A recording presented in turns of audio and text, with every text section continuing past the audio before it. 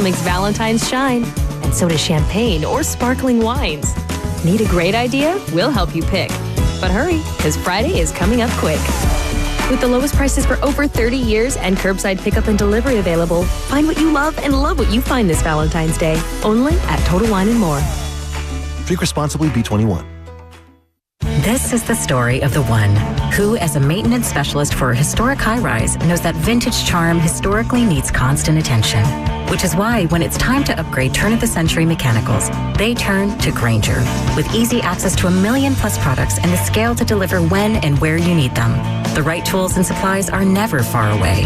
So the one can keep that vintage building running like new.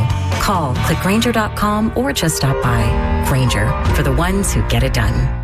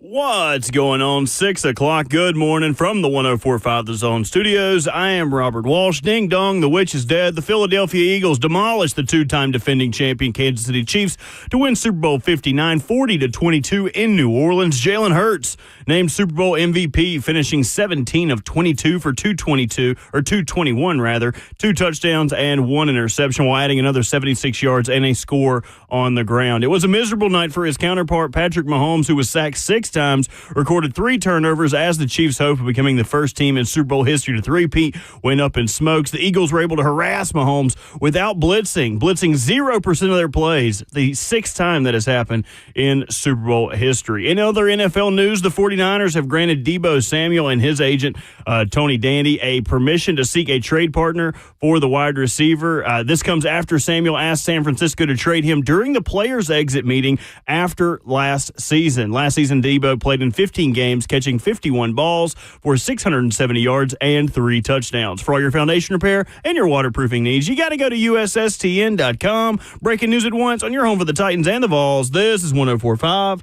The Zone.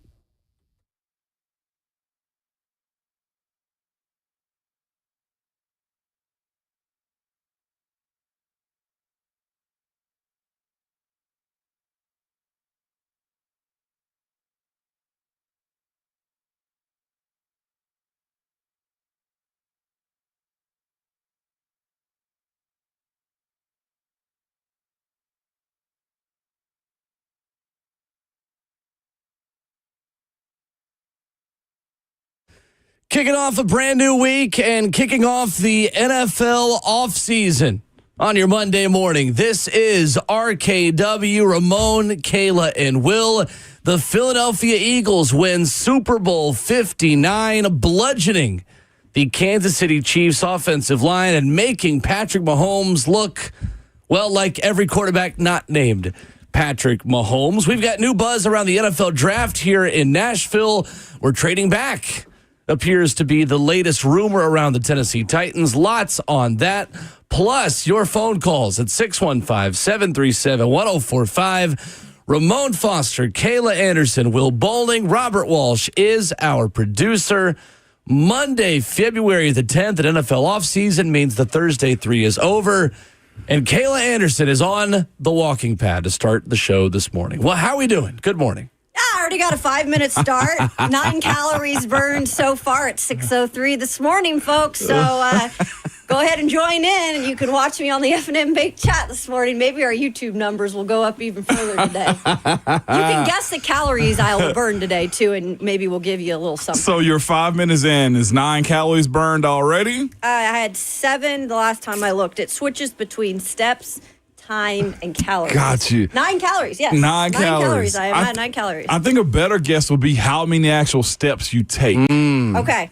That might be good. That may be, if you could just lead us into how many steps do you have right now? Right now, currently, I am at. Gotta wait on it for a second. Because I got. Gotta pull that mic up further too. I think it's going to be tough because this one. I know how to tighten It does fall. I can turn her up a little bit. We need to play the Samuel L. Jackson tighten up. I know, to the right? microphone. Let's see here. Yeah. I think that might have worked here. That might have worked right there. There's a thing that will turn. This is on the very arm of the different mic. walking and talking. So if you're unfamiliar, again, we have had the Thursday 3 all season. 657 steps. 657 steps already? Yeah. Ooh. We should just make that someone should just be in the middle of a point and Kayla should just go 718. Every time you hit a milestone of steps, I might need do you to it. interject. 1,000. All right, yeah. So anyway, the defensive line. We have the Thursday 3 picks against the spread all football season, and the bet was that whoever finishes last has to do a walking treadmill during the show. Now, you can take breaks in the commercial breaks. But then last week, we negotiated that down to 2 hours of the show. So the 6 a.m. hour and the 9 a.m. hour is what you have picked, correct? Well, I might just do it the whole time because it's going to be it's going to be too much of a pain in the butt to, take out this, refocus the camera. Yeah.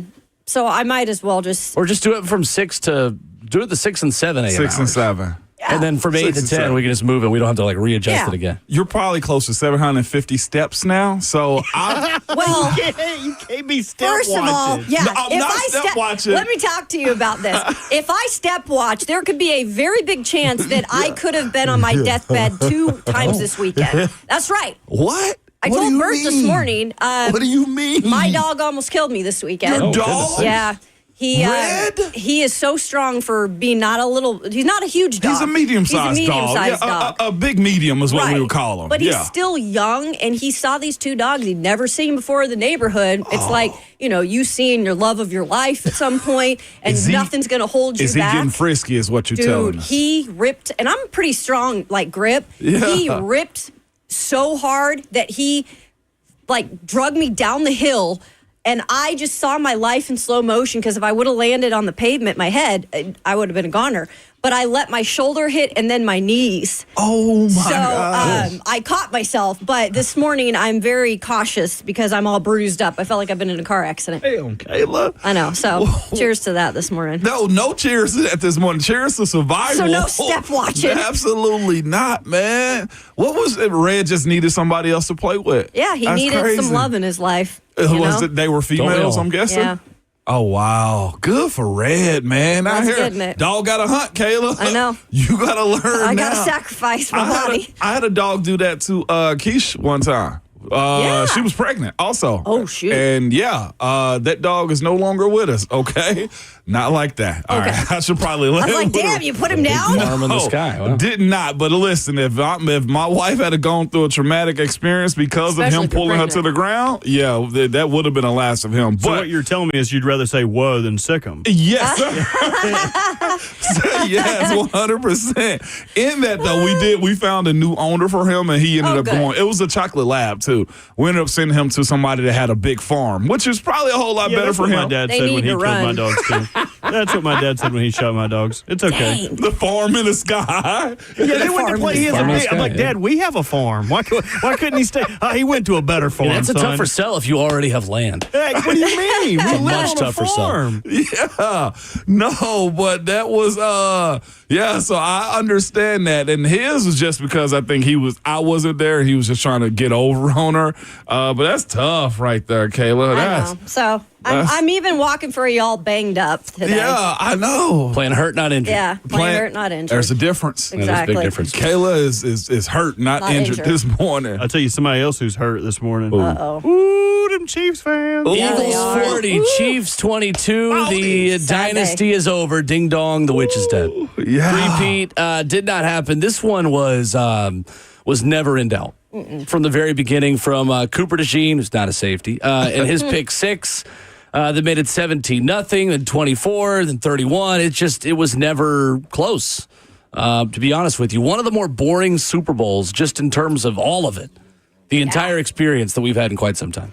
Yeah, I definitely, and I know Moan has a different viewpoint on this. I definitely got really disinterested by halftime. I just felt like it was over at that point. And I knew there'd been times that Kansas City has been down 10 points and been able to come back, but it was clearly a bigger deficit than that. And you just felt like Patrick Mahomes was never going to be able to get it together. I didn't feel that way. Really? I did not. I just felt that O-line was getting dominated. Listen, hear me out. I've dealt with the boogeyman in real life, okay? Right. And he was calling the game last night. His name is Tom Brady, okay? I've dealt with that Preach guy on that. before. I've dealt with a team very similar to theirs. Even 17-0, I was like, yep, they in it. I never felt Really? like they were out until it hit 24-0, and I started to see Patrick Mahomes have that look in his eye. After that, I was like, okay, all right, well, maybe he'll bow out. And yeah, I did not get that feeling to after going into halftime. That's where I was going into this game. Honestly, the way I felt about it was like I was watching Nico Imaliava play Ohio State again. That's what Patrick Mahomes looked like in this game. The first sign of pressure, he was running. He was not standing in and making throws because, he didn't have anybody open enough to test really good Eagles DBs. And secondly, he couldn't step up in the pocket. Like that interior pressure from the middle of the Eagles defensive line, forcing him to shuffle around and then run into Josh Sweat, then run into Jalix Hunt, run into any of these guys. I mean, this was a masterclass in defensive line play and proof again that defense can still win you a championship. Absolutely. And I think that's what you kind of got the feeling of in terms of some of the post-game conference comments that were made was, defense is sometimes the way you get it done. And you know that the Philadelphia Eagles had the number one defense in the NFL. And the biggest thing, though, is just the game plan. In terms of Vic Fangio, he was 0-8 against the Kansas City Chiefs in his career up to this point. And to be able to really disrupt Patrick Mahomes like he did, there just wasn't anything that they could really do. Couldn't get to the middle of the field. It was just every time you saw Patrick Mahomes holding onto the ball, you knew it probably wasn't going to end well. Yeah, no, absolutely not. But again, I've been conditioned to watching this guy for so long. And again, we'll get more into the game, but even in those moments where he was holding the football, it's always been good things have happened. I've watched him find guys down the field. I've watched him just Houdini himself down the sideline 1 or 2 times. And what's crazy about that, holding calls were called this time around. They were able to get to him. They had dudes I'd never heard of, respectfully saying this, but Milton Williams had a day up the middle, right? He had a day up the middle against that Kansas City offensive line, and Josh Sweat answered the call. There were so many guys that made plays for them, from the front end and the back end of the defense. And then, of course, Zach Baum, pay the man. Like, Philly, you'd be silly not to pay him. Like, and I think this is his first year starting, first team All-Pro. He's checked every single box, intercepted Patrick Mahomes. Like, the middle of the defense, like, they swarmed him. But again, I thought the Kansas City offense was as great, even in their deficiency as their offensive line. No wide receivers that really scared you simply because they had Patrick Mahomes. And it did not hold true because, again, Jaylen Hurts in his post-game comments afterwards, defense win championships. I was glad to hear him acknowledge that. I was glad to see Philly defense look like that, too. Man, they were unstoppable, I felt like. At the end of that game, I was just like, teams that think they're close to Super Bowls, like, I look at like a team like Pittsburgh or the Titans, or there's other teams like even Houston. You're not Philly close, though. Right. Like, you're not that close to it. Like, there's a long way for a lot of teams to go to get to where Philly was. 615-737-1045. News from ESPN's Dan Graziano over the weekend says there is still a long way to go until April's draft and a lot of evaluations to make before then, but he has talked to multiple people who think the Titans could trade out of the top pick and look for their QB solution elsewhere. That was the other news of the weekend. Tons of reaction to that this morning. We're going to dive into a lot of that coming up at 8:20 this morning in hour 3. So hang on with us for that discussion.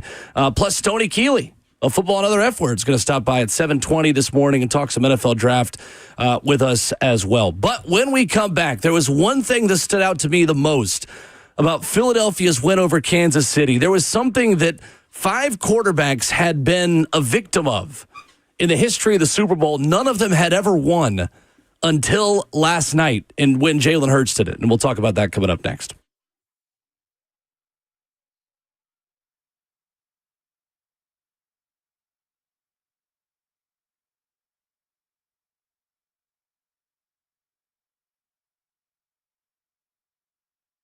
Hey, it's Will Bowling. If you've been looking for cars and you see the words buy here, pay here, maybe you're thinking, it's not really a place that I want to go. And look, I get it. Most of those dealers, they come with certain reputations, right? But I'm here to tell you there is one place you can go. That's Nolensville Road Auto Mart. They are different for a few simple reasons. They've been doing business in Nashville for 61 years, and they're Nashville natives that sell only clean title cars under $12,000. So if you're new to town, you need a place to trust, they have got you. Maybe you're looking for that first car for the new driver in your family.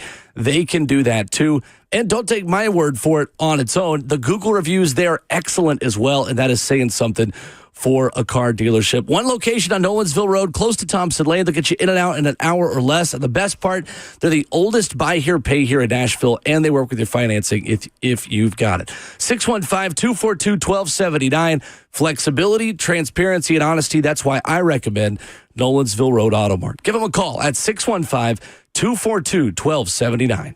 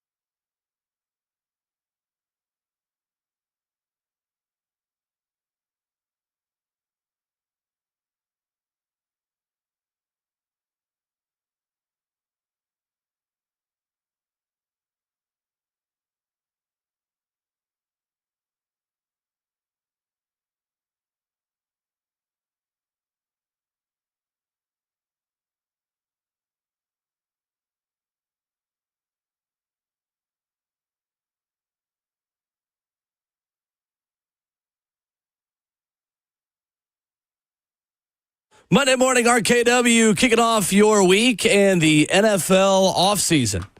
On 104.5 The Zone. Ramon Foster, Kayla Anderson, Will Bowling. Kayla finished last in the Thursday 3, so she is on a walking treadmill for half of today's show. Okay. You almost slipped on break, Kayla. Don't worry. Don't worry about it, Did y'all sweetheart. see her? Will saw it. Bert, did you see her almost topple over? No, sorry, I work in the breaks. Oh my God. Okay. Hey. So do I. Hey, listen. On the treadmill. My guy back here. Listen to my guy. So last night in the 40-22 win over the Kansas City Chiefs, the Eagles lift the Lombardi, and they blitzed Patrick Mahomes on 0 of his 42 dropbacks. That was wild. They yeah. sent 4 or less on every single time Patrick Mahomes dropped back to pass. So according to Seth Walder of ESPN.com, Mahomes is the 6th quarterback in Super Bowl history to not be blitzed a single time. I actually misread this earlier. All 6 quarterbacks lost. Yeah. You want to win a Super Bowl? Get home with 4.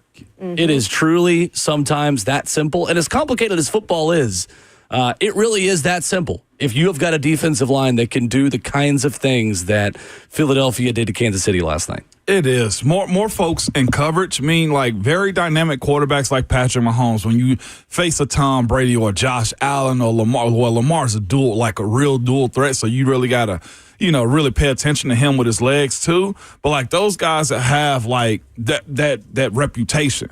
Like, that's why, like, looking at what Philly has done over the last few years, the draft picks that they've picked up, and just time and time again, like them getting C.J. Gardner-Johnson in free agency, or a guy like Cooper DeJean who can play coverage, and just Reed Blankenship. Like, you think of the names that they have, and you say to yourself, like, this is why, like, hitting on draft picks, spending right in free agency, and just not being foolish in how you build up a team. Like, I think a lot of people thought it was foolish for them to go get Nolan Smith Jr. at the end of the first round, if I'm not mistaken. Like, and truth be told, like, he hasn't done a whole lot. I don't think Nolan Smith Jr. was that late in the first round. I'm looking it up real quick. Come on, Internet, be quicker than that. He was, the 30th pick in the first round.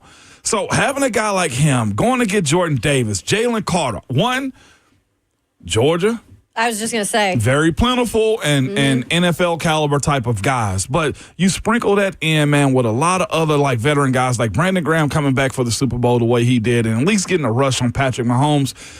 Names matter in the NFL. Reputation of your play matters also. When you look at how like good teams like either make their guys superstars or they go get college superstars, are very strategic in how they play in free agency.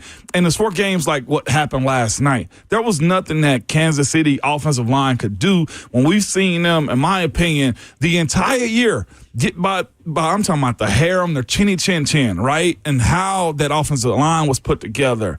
And eventually, when it's good versus good and pressure's on, and you deal with the idea that the game's got to be played out and the best team should win, I thought Philly answered the call on how you do it through the draft and through smart free agency. Because, again, I bring up Zach Bond again. Will enlighten him to me this year. I had no idea what type of year he was having, but to take a chance on a guy and first-year starter, what he is, like recognizing talent and just sending them out there, I thought was one of the best things they could have done. Howie Roseman, say what you want to about him. He knows how to find them. He knows how to build a team. And here they are again, Super Bowl champions for the second time within like 7 years, if I'm not mistaken. Yeah, it's wild to think about in terms of how they put together this roster. Because you're right. Howie Roseman's been known for magically, figuring this out every year, how to bring on a guy like Saquon Barkley that you're going to be spending money. But to have then pieces to the defense that you drafted. I mean, we speak about Middle Tennessee product, Reed Blankenship. This is a guy who's been on the team for a few years now. I mean, nobody knew who he was coming out of the draft except for maybe us here in Middle Tennessee, and obviously scouts that know what they're doing. I didn't either. Unless you were an MTSU fan. We weren't talking about Reed Blankenship. I was covering MTSU at the time, Kayla. so I knew of some of these pieces coming out, but I never imagined for a guy like that to first stay on a team that long and then become a huge contributor. Speaking of the secondary guys, we're talking about one of the worst secondaries last year in the NFL. I mean, they were awful. They were really, really bad. Yeah. And for them to flip the switch on that, like you said, doing some things like drafting Cooper's Gene. But that was a big part of this defense as well yesterday. We can talk about the front, which was incredible, the front four. And like you said, didn't even have to blitz in this game. But let's speak about the secondary, too, that really put this game into check early on and made kind of Patrick Mahomes squirm in his pants, even if he was able to throw it. This secondary was really good yesterday for the Eagles. So despite not facing a single blitz, Patrick Mahomes was pressured 38% of the time he dropped back to pass. That is the 5th highest pressure rate faced in a single game in his career. Josh Sweat had a game for Philadelphia yesterday. Really the star of the show, and a guy that, for my money, had a pretty good claim to be Super Bowl MVP with what he did as well. Team high 6 pressures on 34 pass rushes, including a career high 2.5 sacks. That was big for him. He rose up in a moment, man, that was necessary. Again, and looking at his type, too, you're looking at him wearing number 19 out there. It's like, who the hell is 19? It's Josh Sweat. And his ability to bend around the corner and retrace back to Patrick Mahomes. And Will brought up the point. This is like, well, rushing with 4. Well, they also took away Travis Kelce's middle of the field. Yeah. They dropped linebackers back. They're good enough in space also. And then the back end, Kayla, that secondary was locked tight. Mm-hmm. And the other issue, too, that we didn't speak about, well, I'll say this, I didn't speak about enough in looking at this game because you're so enamored by what Patrick Mahomes is. And he's the boogeyman, as I said earlier. And you believe that at all costs, he's going to win the game. Yeah. But their biggest issue was this. When you look at, like, the Kansas City Chiefs over the course of the year and how they just continue to win games. One, if who was it a few years back that said the Titans were the worst number 1 seeds because they won so many one-score games, right? Yes. You remember that conversation? Mm-hmm. Well, Kansas City did it, too, except that they have Patrick Mahomes. If you look at that squad and how it's made up, you love the offensive line, some of it. Some of the offensive line you like. You love Andy Reid. You absolutely love Patrick Mahomes. What you can't really say that you liked was their receivers. As much as you liked Noah Gray, Travis Kelce, Worthy. I mean, Worthy is the only one who did anything for the most part. And to that point, who scared you?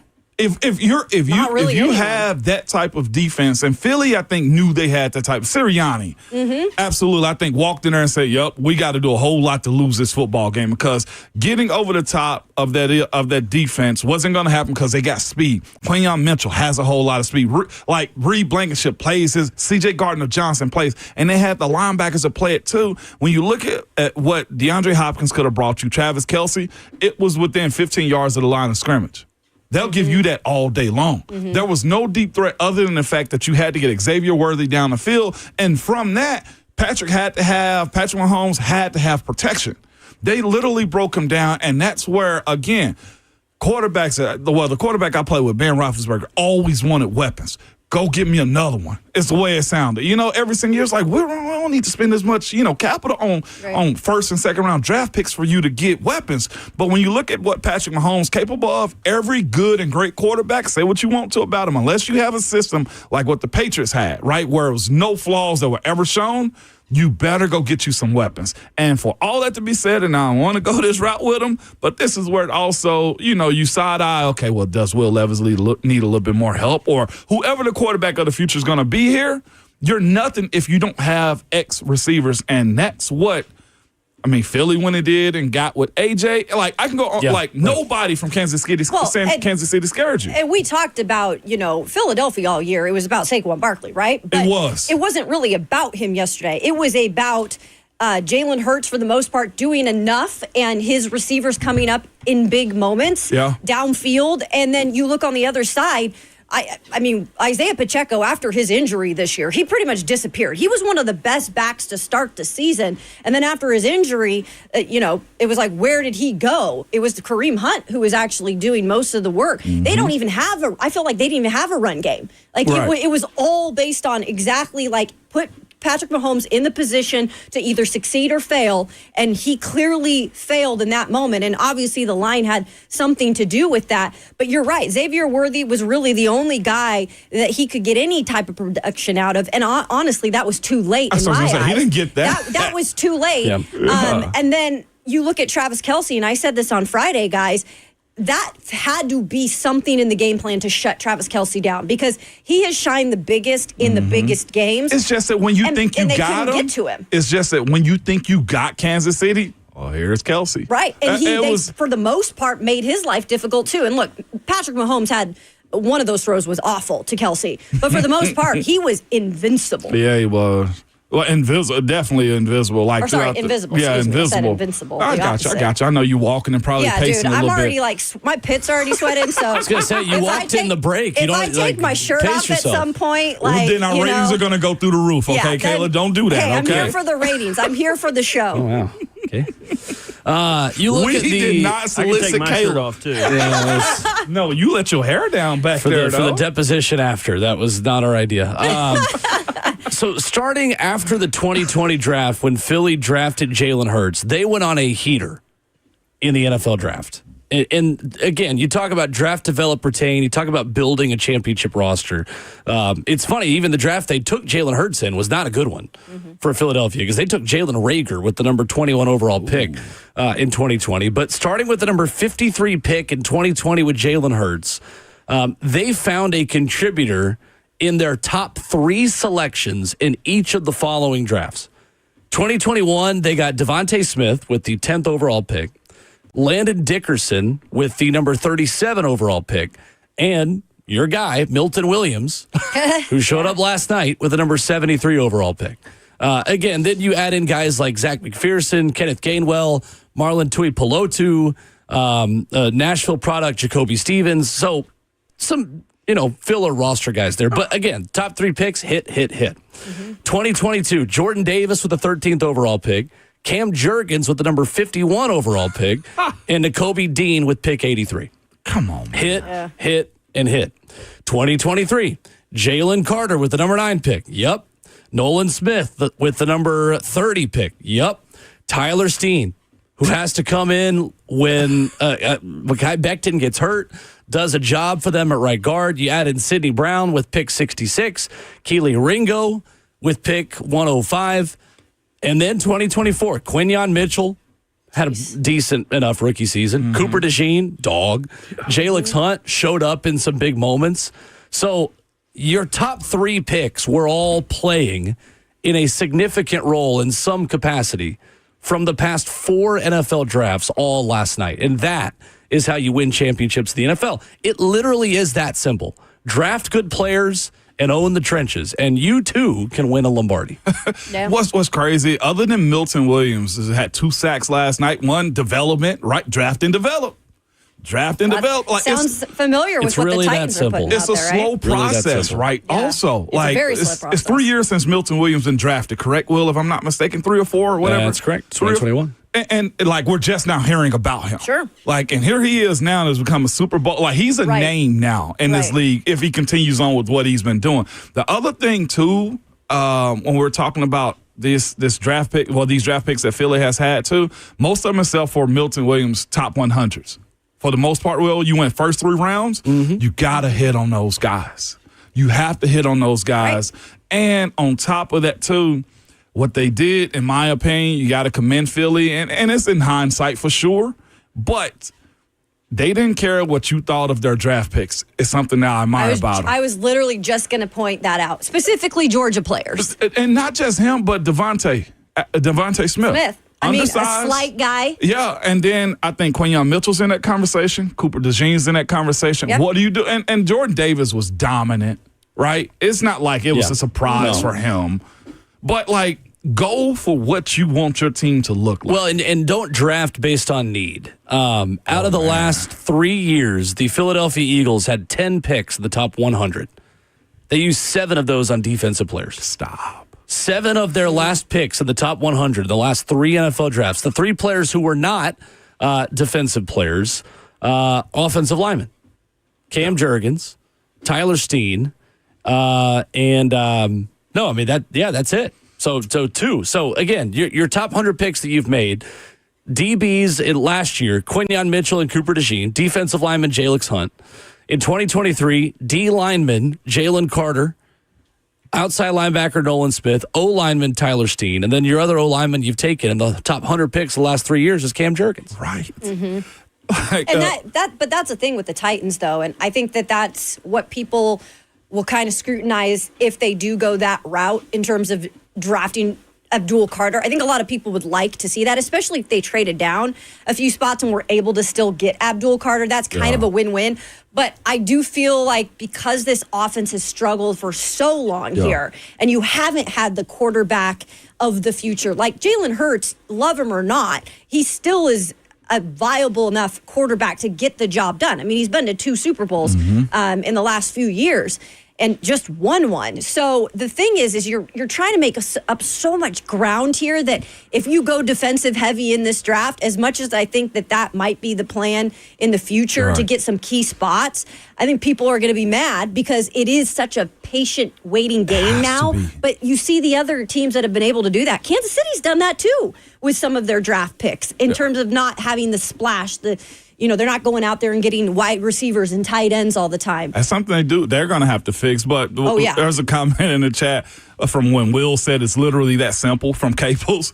And then he put after that, not for the Titans, shaking my head. Like, that perception they got a long way to go. They got a lot of spots. Well, it's simple on the other side of it, too. You don't pick good players, you're going to be bad. You're going to be bad. You're going to pick number one. It is that simple. They missed out 3 times in a row, mind you, again, on their first-round picks. 3 strikes. You're usually out. And then the value that you've gotten to from Mekhi Becton. Yep.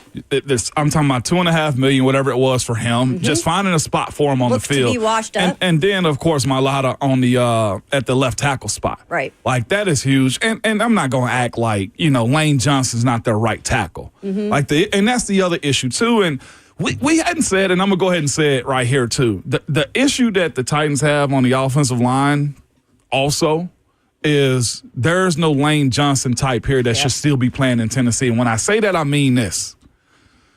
If Taylor Lewan has still been where he needed to be, I think he, in my opinion, and his body type could still be in a Lane Johnson type of role. If you had one of your holdover guys like a Lane Johnson, and I mean Taylor Lewan, like his retirement, hey, when you're done, you're done. Injuries suck. Like, being hurt and being publicly scrutinized, like, there's a lot of pressure in that. But the idea that you could have gotten 3 more years out of Taylor Lewan to kind of pass the torch to the guys behind him, that goes a long way, man. It just doesn't. I ain't blaming Taylor, but, man, I do look at his positioning and just say to myself, like, if you could have hung on or if you could have found yourself to be Lane Johnson, like, because you were on that route and got derailed, like, that could have helped this franchise a whole lot more. One more thing for me on that offensive line, guys. I was looking at that stat compared to the first ever Super Bowl with Green Bay, and their offensive line, I think, averaged like 6'2", 200-something pounds. This offensive line for the Philadelphia Eagles, I mean, averaging 6'7", like 300-something pounds. It is in a league of its own, right? They're big. Stoutland, their offensive line coach, a league of his own. I think he's the best in the business when it comes to that. So, I mean, that's high, marks to achieve, but the Titans have got to start figuring out how to put that thing together, because I feel like without even an average line, which they don't have here, they're not going to be talking about any kind of type of winning in the future. 615-737-1045, open for your reaction to Super Bowl 59. When we come back, we take a look at the losing perspective. How do you view Kansas City moving forward? With Patrick Mahomes making a lot of money and some guys, including Trey Smith, who might not be there to protect him moving forward. We'll do that next.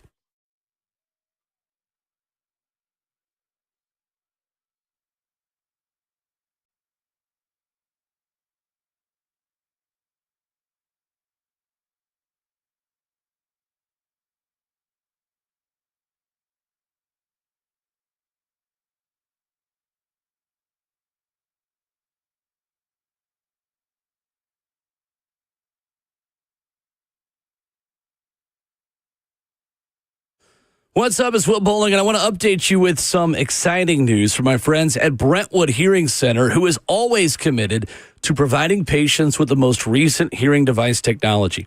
Recently, their leadership team attended the launch of a revolutionary hearing aid, the Phonak Sphere. It's dedicated to helping patients hear well in situations when there's background noise. This thing has a computer chip in it completely dedicated to address speech in noise. It'll help you when you're out to dinner at a noisy restaurant or you're sitting at a sporting event. You're hearing the conversation going on behind you, maybe in front of you. You just want to hear the person next to you. If you have difficulty hearing conversation when there's background noise, or maybe you have a family member that can't hear you as well as they used to be able to when you're talking to them with a lot of people around, give Brentwood Hearing Center a call at 615-377-0420. Schedule your demonstration of this industry-changing hearing aid technology, which also connects directly to your smartphone and your television. You can visit them online as well at BrentwoodHearingCenter.com. That's 615-377-0420. Brentwood Hearing Center. Better hearing, better life.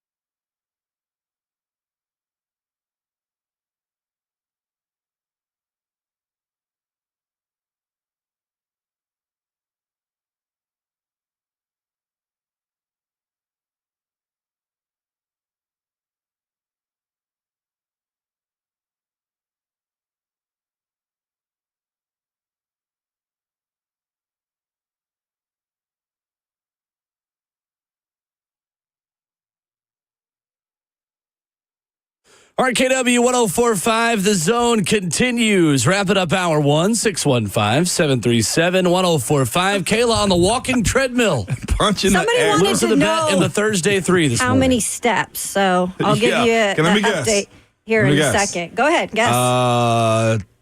2,400. 3,843, folks. Yeah, I didn't get to guess. I was going to say about 3,500. Well, sorry, I didn't get the guess. It's okay. Will's going to be closer because he knows what it takes Yeah, I do. he's ran cross country. He kind of understands steps I'm a lot. not giving them that much credit. Absolutely not. Okay, No. well, that's fine. I'm telling you, I thought I was going to work out today, and I still might. But this give it is time. this is definitely making me sweat a little. Give it So, time. how do we view the Chiefs moving forward?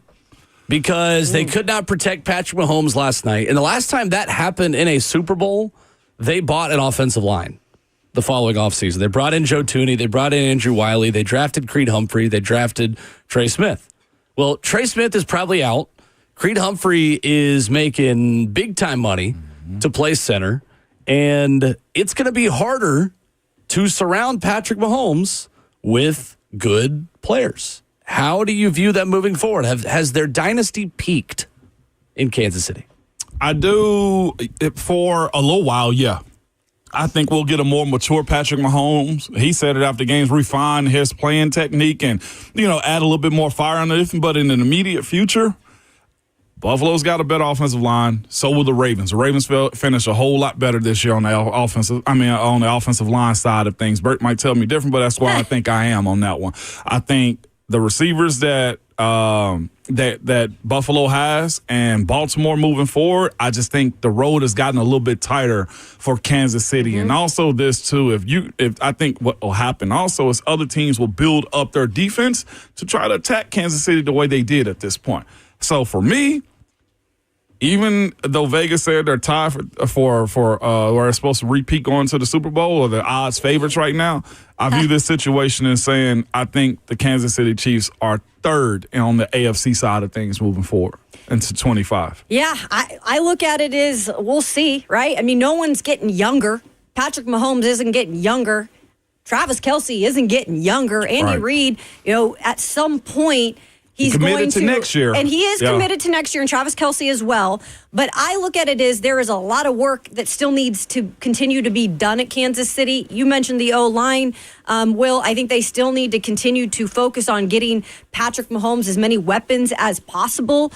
Just seeing what happened last night with one of the best defenses. If you're going to go back to the Super Bowl again, or be in the playoffs next year, I mean, you're going to continue to see some of the best defenses. And you look at the recipe for having success against the Chiefs last night, it was clearly the front, right? And it was, I know not everybody can match that, but now people kind of see what you need to do to and that's hard knock to get down the to. Giants. Yeah, that's hard to get to your point. But to your point, the blueprint has been laid down on the biggest stage.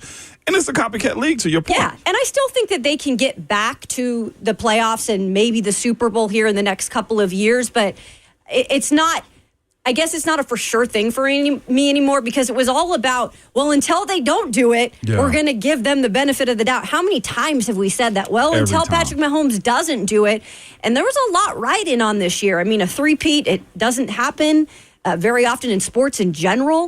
And for him, it was kind of a knockdown a little bit in terms of the pedestal that Kansas City Chiefs have been put on. And now, like you said, you heard Patrick Mahomes say it, he's going to get back to it. It's kind of pushed him to want to get better, but I don't know if you can just do that in the snap of a finger. So I think the tricky thing is that I don't think they've peaked. I think they are getting punished for how bad their last two drafts have been. To be honest with you, and some of their free agent moves. Jawan Taylor has not panned out. They're paying him a lot of money. They cannot get out of that deal. No. He has got to play another year because they saved nothing by getting rid of him going forward into next season. I mean, let's juxtapose the Eagles' first three picks with the Chiefs' first three picks in the last two drafts. Xavier Worthy, fine. Decent enough rookie season. He only had 638 yards. I don't think they even started using him until towards the end. He put up a little over Nick Westbrook-Akine numbers. Honestly, this season. But he's a rookie, so working his way into it. Kingsley Suamatia, the tackle out of BYU, was not ready to play right away. He just wasn't. Yeah. And then they didn't have a third-round pick last season. So their third pick was Jared Wiley, the TCU tight end, who had 1 catch for 7 yards this season. 2023, Felix Enadike Uzoma, a defensive end out of Kansas State, 3 sacks in 34 games. That was their first-round pick with number 31. Rashee Rice. I mean, when he's been out there, he's been fine. He just hasn't been out there.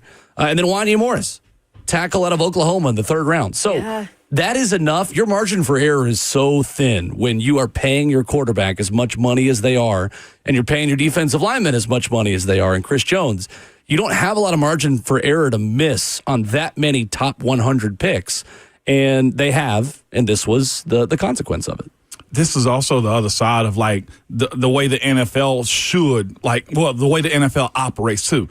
The really bad team get the best picks up front. Right. When you win a lot, you better be really good in the front office to strategically pick players that's going to fit what you want. And that's what, to your point, Will, seems to me what Kansas City has missed out on. And it's too early to call all those players busts, right? But they needed to step in. Like Kingsley Suamatia needed to step in and be a tackle for them this year that could hold up, that could allow Joe Thuney to play left guard. It seemed like the Joe Thuney at left tackle thing finally came to a head last night at the worst possible time. And that was why I went with the Eagles leading up to the game, was I just felt like if there was any defensive line that could expose that in Kansas City, you got a guard playing tackle, it was this one. And sure enough, that's exactly what happened. And look, there's people that are automatically now concerned. Well, you said they've had not a great draft the past 2 years. Well, what do we now expect when Mike Borgonzi comes over here? It happens. And they need to build their draft classes. Yeah, it's still a little too early to see 100% what you need to get out of these guys, like Will said, because I've been preaching this too, patience. And sometimes you got to wait a minute for this really foundation to build.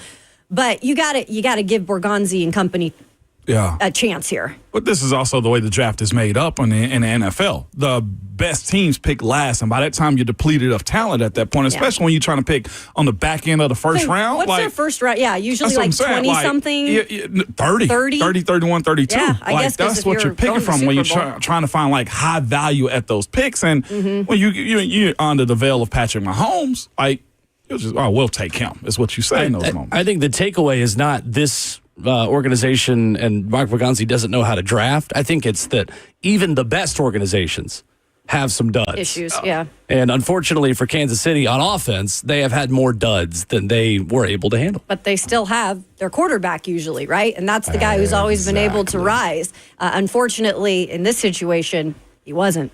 615-737-1045, hour 2 when we come back. Is it time to give Jaylen Hurts more credit as an elite quarterback after last night's game? That's next.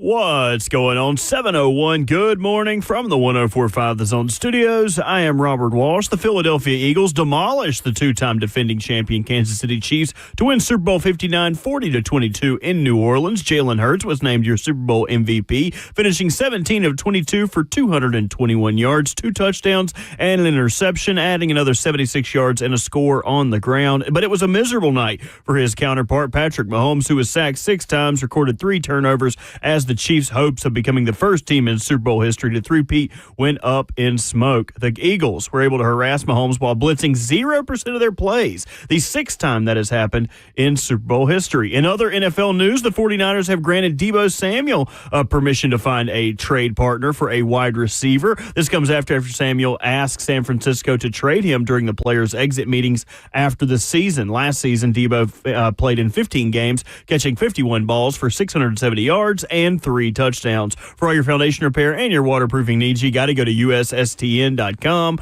Breaking news at once on your home for the Titans and the Vols. This is 104.5 The Zone.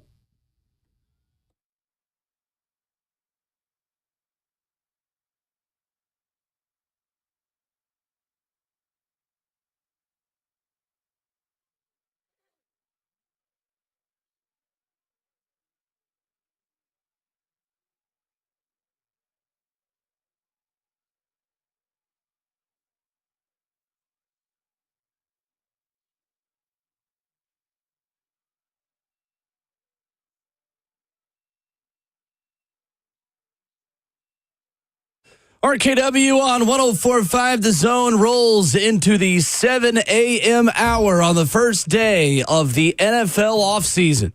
615-737-1045. The Eagles win Super Bowl 59 over the Chiefs. We've got lots more reaction to that coming up for you this morning. And in 20 minutes, we're going to welcome RKW's NFL Draft expert. I'm officially coining that term for Stoney Kelley of Football and Other F Words, who joins us coming up in 15 minutes. We'll talk NFL Draft and hit the story from the weekend that says the Titans may be strongly considering trading out of the number 1 overall pick. Ramon Foster, Kayla Anderson, Will Bowling. Kayla, halfway through her responsibility today Let's go. of going on a walking treadmill during this show for finishing last in the Thursday 3 rankings. How are we feeling? Oh, feeling great. The sweat has already kind of come and gone, so it's into the sweatshirt. So if it starts stinking in here, that's why. That's fine. 2 miles almost on here, going at a very slow pace. By the way, it doesn't go that high. Over, what did I say? I don't know how many steps. 5,000. 5,000 now. Okay.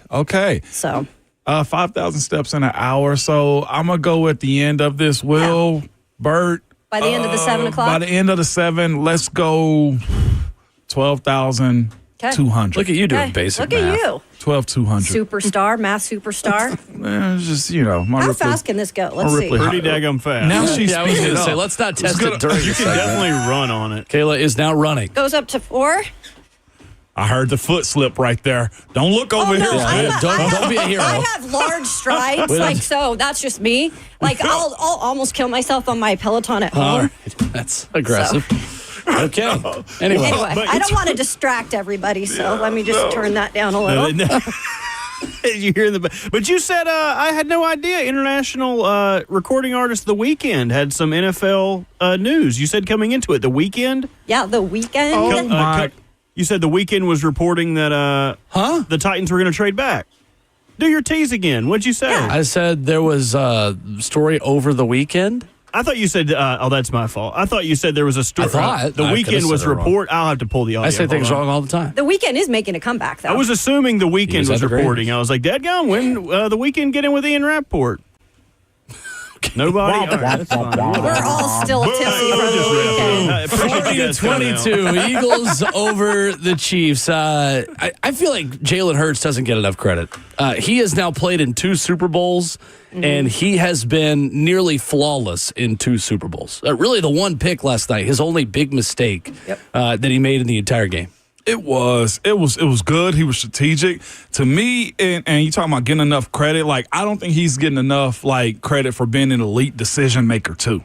Like, that to me is one of the biggest things that he did last night was knowing when to run, knowing when to extend drives with his legs too. And then he was good as far as his touch down the field. Yep. To me, like, his stat line wasn't crazy, like the passing, 221 yards. It wasn't anything just crazy, but his ability to manage a game, his ability to not hurt his team, his ability to make smart decisions, man, I thought was one of the best things that he did over the course of this year. And it had some lulls here and there. And just this side of it also for me as it pertains to the type of player he is, I don't think he's getting enough credit, and this is something that I love because this is just my type of game too, for his mental just warfare that he continues to win too.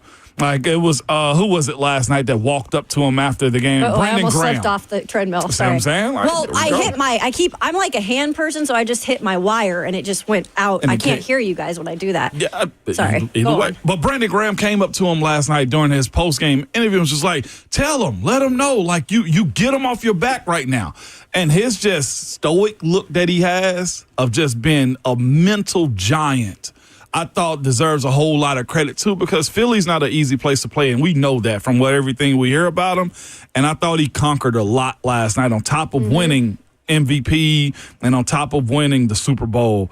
Will, he deserves a whole lot more credit, especially from a second-round guy that's had to deal. I ain't gonna say had to deal with a lot because they've done a lot of winning in Philly. Yeah, and look, he has the weapons, right? I mean, when you've got a guy like A.J. Brown, who I know Titans, I don't know if you're happy that he got a Super Bowl ring or if you're mad about it or in your feels about it.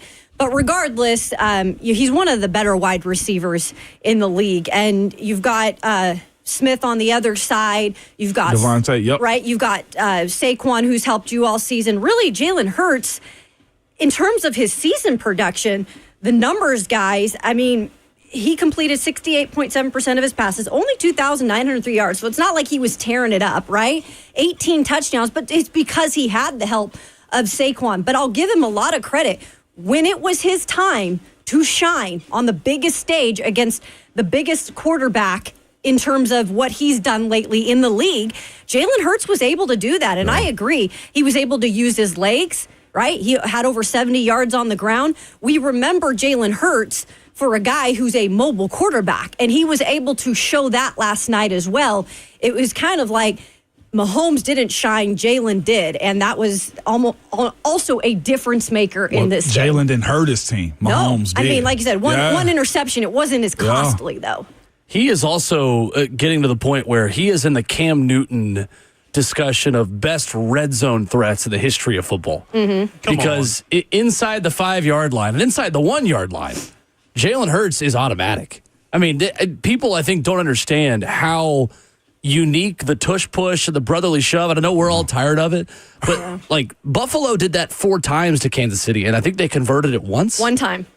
Is that more about Jaylen Hurts or more about the team? More about the offensive line? I think it's Probably just it's a Probably the perfect line. mix of it all. And I think we talk about Patrick Mahomes and like he is a perfect fit for the system and for the guys around him and for Andy Reid. Like Jaylen Hurts is a perfect guy to lead that Philadelphia offense behind that offensive line. And I think there are a lot of quarterbacks that could have really a lot of success with those guys blocking for him, but the decision-making, the strength in the red zone, the touch on his passes, he's accurate, it's on time. He just doesn't make a lot of mistakes. And he's had 4 straight seasons now of double-digit rushing touchdowns in a row since 2021. Here's the thing. I don't think you can have the tush push without Jaylen Hurts being this successful, to your point. Like, they shrunk Chris Jones' neck last night. After that first one, they scored a touchdown. He's on the sideline getting his neck massage because, again, and here's the other part, too, with Jaylen Hurts. He's squatting over 500, 600 pounds, He's got lower body. So, that's underestimated sometimes. Josh Allen, maybe he's able and capable of doing it with their Philadelphia offensive line, but, like, I can't see it without Jaylen Hurts at this point. It's famous because of Jaylen Hurts' willingness also to do those things. Most quarterbacks aren't willing to do quarterback sneaks at the rate that they do because at that point, it's a free fall on just being able to hit the quarterback as many times as you want to also. Yeah, it is kind of amazing, though. Like, every time they get in that formation, you just assume it's going to work. And I give credit to both. Let me just say that. Because I look at Josh Allen, he's a bigger build. He's a taller guy, right? He has a little bit more in terms of the size. aspect of that. But Jaylen Hurts, you're right. I mean, that guy squats. Yeah. Like he's a thick guy in terms of the bottom half, and the line is the best in the business. I mentioned they average 6'7", 300 and something pounds. So that combination together, it's almost like an automatic when it comes to that tush Real push. quick, CR in the YouTube chat says this. This is where it also, like, I love this phase that Jaylen Hurts and Philly's at, because CR says this. He said, Hurts is easy to cheer for. Doesn't whine and cry like Mahomes. You know what it was like with Mahomes in 2017 and 18? There wasn't a person that disliked him. Didn't whine and cry like Tom Brady. Yeah, When he was it going was up always against Tom. it was compared to that. You're at Right. the new first step of a cycle of a team it's becoming starting. dominant in the NFL. Yes, But I do think that is Jaylen Hurts' personality. Yeah, he's been through a lot in his career in terms of college and not being accepted to be the quarterback at Alabama, kind of being pushed to go somewhere else. Yeah. He's overcome a lot, and all these guys have, no doubt about it. But Jaylen's like a different mentality, I feel like, and he's not about just the spotlight all the time. He just wants to go in there and get it done. I'll be the negative Nancy. I feel like this is a lot of recency bias because 4 weeks ago, we were all trashing on Jaylen Hurts. They were slow in the first half. They did not get going until the second. It was all on Saquon's back. He had one good game, and now, which the biggest game, the only game that really matters, but we were not talking about Jaylen Hurts. And that's why I brought up those stats. It's not like he's blown anybody away, right, Bert? I mean, he had a good game, but I'm not out here claiming that he's a top 5 quarterback. I didn't think we were saying He's that. not top though. 5. I think he's top 10. I just think he's okay. I think that he had a much better circumstance around him than he was the one making this happen. He had a great game last night. He did, but I'm just saying in the regular season and when we were not talking about him like this. The area where he is elite is in the red zone. I mean, that is the area where, again, I make the Cam Newton comparison. Like, he is that much of a weapon. You just got to get him there. So if we put Jaylen Hurts on the Jaguars, are they successful with the tush push like they are in Philly? No. That's my question. Probably not. Probably not, because the acknowledgement of the offensive line for sure, but the willingness to absolutely run that play, because a lot of teams try to, but don't do it effectively as what Philly does. So it's a tandem that works together. I will give him this, though. We thought it was a Jason Kelsey thing, and now they're doing it with Cam Jurgens. Who is also a good center. Yeah, He's it's not good. like he's not. For sure. Not sliced bologna over here, you know what I mean? I'm just saying, like, if you put Cam on another team, Cam is successful in the red zone on just about any team he's on in his prime. I don't know if you can say that about Jaylen Hurts without an elite offensive line, without an A.J. Brown, without the best running back in football. I don't think you can say those things. Well, the pieces obviously came together. I agree with you that. I mean, we were coming into this game, and I know Jaylen Hurts was one of the worst when it came to getting the ball out this year quick, right? He was averaging like 3-something seconds. But I'll give him credit when it's deserved, and this just happens to be the biggest game of his life. So, Bert, does he deserves his flowers? He deserves his flowers for this game. I'm just not ready to change my perception of what Jaylen Hurts is. Yeah, Overall, I'm with you on that, Because, Bert. I mean, if you go to Eagles fans, in the beginning of the season, end of the season, it was Jaylen Hurts overthrowing everybody. Jaylen Hurts can't connect on a ball. He connected last night. I don't want to disparage what he did last night, but it's not going to change how I talk about Jaylen Hurts overall. Yeah. Comment on YouTube says Jaylen graduated from Alabama. He wasn't pushed to go someplace else. Stop. What are you talking about? Come on now. He lost his job. Plenty of guys graduate in 2.5 years who play football because y'all have to take classes every time the doors are open. So it doesn't matter where you graduate from. It matters where you finish. Yeah. Alabama fans, you don't get to claim this as a quarterback Super Bowl. That is the University of Oklahoma's Jaylen Hurts, who won Super Bowl MVP last night. Coming up next, Stoney Kelley of Football and Other F Words, the RKW draft expert. Going to talk some NFL draft with us. There is a report out over the weekend.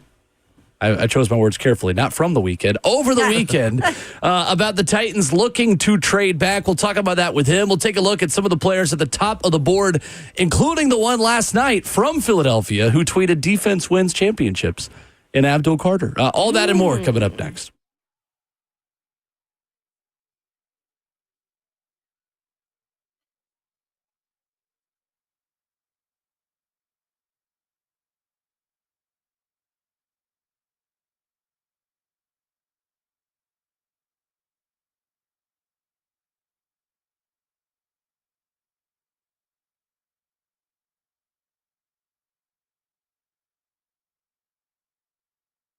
Hey, it's Will Bowling. To all my facility managers out there, how are your plumbing fixtures doing?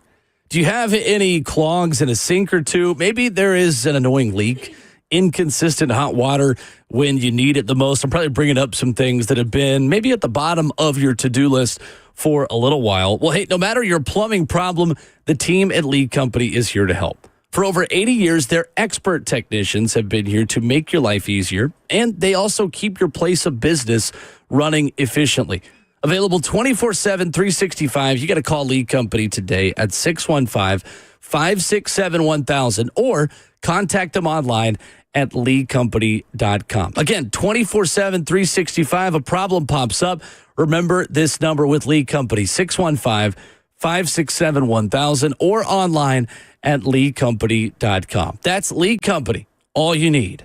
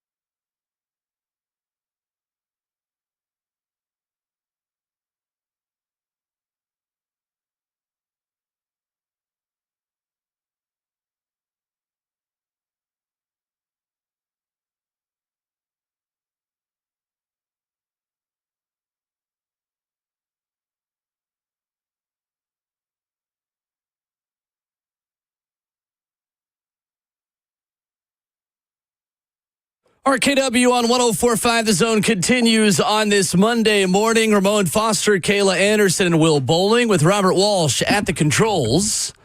And we are joined this morning with a new guest to the program. You hear him on Football and Other F Words on the 104.5 The Zone podcast network, the Hot Read podcast as well. He is Stoney Kelley. You've probably seen him in the chat as well on 104.5 The Zone TV. Stoney, what's going on, man? How are you? Doing well. I got a little bit of the Super Bowl hangover going. I'm definitely on team make this a national holiday this morning. Spent the evening with Zach Lyons at the lovely Lyons household. He made some of his award-winning chili, but I think I had a little bit more of that go-go juice than I wanted to, and I'm feeling it this morning. I love it. Well, Stoney, the critical next question that we were just discussing is Zach Lyons claiming Jaylen Hurts as an Alabama quarterback, or do we need to remind him that he is actually technically an Oklahoma quarterback? No, I don't think he's claiming Jaylen Hurts. I think he was sweating it last night. He was awfully nervous that he was going to get cold-taked about Jaylen Hurts, so I'm sure mentioning it on RKW this morning isn't going to stir any memories for anybody or anything. I love it. I love it. Stoney Kelley, our guest, great draft person to follow at Stoney Kelley on Twitter. Stoney, if you choose to accept, man, we have got the title of the RKW draft expert for you as we lead up to this thing. And as we start the NFL offseason, NFL draft season is fully here. So it is our first question to you. I know you've watched the show. You've been on YouTube. I love following your draft stuff. Do you accept this esteemed honor of being the official RKW draft analyst? Well, see, I don't know. It is quite the honor, and I got to say, I learned I was a draft expert just this morning when you said that, so I'm flattered. But when I started my website, Sobros Network, about 11 years ago, my lawyers told me, do not call yourself an expert about anything. So I'm kind of conflicted about this, Will. I don't know if I need to get my guys on the phone or what. I love it. We are your guys on the phone. Yeah, no, we are your guys. That's right. Come on. What are you talking about? The answer is yes. I mean, seriously. I love it. We'll decide at the end of the draft, depending on how right you are. No, I'm kidding. That's the way to go. I love it. So, Stoney, the buzz comes out from Dan Graziano at ESPN.com from over the weekend, talking about the Titans trading back, and we're going to get a lot of reports through this thing that use a lot of words to say very little. The Titans are considering trading back. Okay, we knew that. Are you in trade back camp, or is there a prospect you like enough as of today, with this process really just starting, that you think the Titans should stick and pick at number one? I do like Abdul Carter, the edge rusher out of Penn State, enough for the Titans to take him at the 101 spot.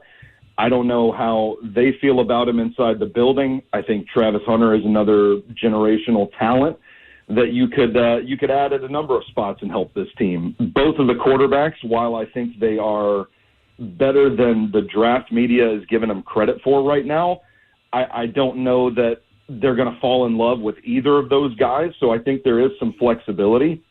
But if they stick and pick, I do think those are the four options that make the most sense for this team. Now, trading back, we heard Mike Borgonzi earlier this offseason talking about wanting to get more top 100 picks. And I'm like, brother, you might want to pick up the phone and start wheeling and dealing, because you only got a couple in this draft. You don't have a third this year, so you got to pick one up. And I think the 101 is probably the most valuable asset they have in terms of leverage for doing so. So the problem is, when you look at this draft class as a whole, the way I've framed it as, you got a handful of guys at the top of this draft that are going to be bona fide blue chip first rounders. And then you've got about, I'm going to say, 8 to 100 are all going to be like second, third round caliber guys. So it's kind of meaty in the middle, but there's not a lot of talent at the top. So the risk you run by trading back is that you kind of sacrifice the opportunity to get one of these true bona fide superstar type players. And that just feels a little risky to me, because you hope you're not in position to do this again. So I'm team trade back if you can pick up another third round pick, but I don't want the team going so far that they lose out on one of these upper echelon players. Stoney Kelley of Football and Other F Words, our draft expert, is with us this morning talking Titans pre-draft, man. Stoney, when you look at that word, and I heard you drop it a second ago, and I laughed because generational has just taken the world of the football world by storm. How many guys, if you're picking in this draft at the top half of it, have that attachment to it? Like, you mentioned Abdul, you mentioned Travis. Like, is it Cam? If Cam becomes a starter and for 10 years, is it Shador? Like, who are the guys that you've evaluated that have that title that you can say, yep, I can't be mad if the Titans pick this guy? Well, I don't want to go off on a side tangent, Ramon, or else we'll be here all morning talking about this. But I think there is a distinction between generational talent and generational player. Okay. And I think that's where throughout the discourse we kind of conflate the two. Just because you have generational talent does not mean you're going to be a generational player. That's how I look at it. So when I look at it from a talent standpoint, Abdul Carter and Travis Hunter are the 1 and 2 for me that have that generational talent that if you could harness it and if they remain productive in the NFL and there's not a hitch in their step at all, they could become generational players. But those are the only two for me. I do acknowledge that Cam Ward has an incredibly high ceiling, but I just don't think that he's there just yet. I don't think either of these quarterbacks are going to be ready to start week one come the beginning of the 2025 season. No doubt about it. Also within that, too, this team needs a lot of help offensively. I think defensively, you can stack it with Abdul Carter and say, yeah, they're better. But when you look offensively, I go to the wide receiver position because if you're picking number one, there's only a certain amount of picks that you can take number one in this era of football that justifies. And it's quarterback, left tackle, and wide receiver. And that's why I want to go last. It's the wide receiver position. Who in this draft is, if you move back, let's say to 6, like that you feel is good enough to take at the wide receiver position if you say to yourself, well, look, they might take Aaron Rodgers this offseason in free agency, so let's get some help in. Like, is this wide receiver group up front good enough to be able to pick in the top 10? Well, it's certainly not as good as last year when you had Rome Odunze, Marvin Harrison Jr., and Malik Neighbors go in the top 10, and I think that's going to be a recurring theme throughout this draft is we're going to look back at last year's draft and think, oh, my gosh, that was like a once-in-a-lifetime caliber crop of talent. So you don't have that talent at the top of this draft. I know Tetaroa McMillan out of Arizona is the name that's probably going to come to mind for a lot of people. I'm not as high on him as the consensus.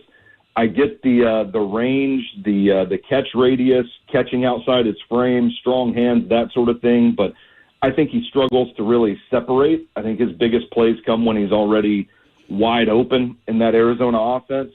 So I'm kind of nervous about taking him that high. I would be okay with Luther Burden III out of Mizzou. And the eval is kind of tricky because that Missouri offense was not exactly spread out, throw the ball down the field sort of thing. But I think when you look at some of his speed qualities, yards after the catch, that sort of thing, I think he's a really dynamic guy that if the Titans were to slide back in the top 10, you might not see the full vision based on the Missouri tape, but I think he has a lot of traits that could make him special in the NFL. I know there's kind of some bubbling up on the draft scene right now about potential character concerns, and a lot of the NFL Network mock guys have him going like at the end of the first round at this point, but nothing has reached my desk yet. As the draft expert of RKW, I have not heard anything on the Luther Burden III front right now. Hey, they said the same thing about Jaylen Carter, respectfully. A lot of Georgia players. A lot of Georgia players. Yep. So, touche. Yeah. Stoney Kelley, Football and Other F Words podcast, and our draft expert here on RKW joining us this morning. And if I seem out of breath, it's because I'm on a treadmill currently walking because I lost a bet. So anyway, in terms of the draft in the first round, let's say there is some sort of a trade where these guys, in terms of the Titans, trade down in a spot where you don't think they'd do it, like a 6 or 7, let's say. Is there anybody at the edge position, specifically like a Walter Nolan, that you could see could have a benefit in terms of trading down, getting some picks, and still getting a guy you can play right away? Yeah, certainly. And first of all, after all the chili I ate, I probably need to join you on a trip. Okay, come on down.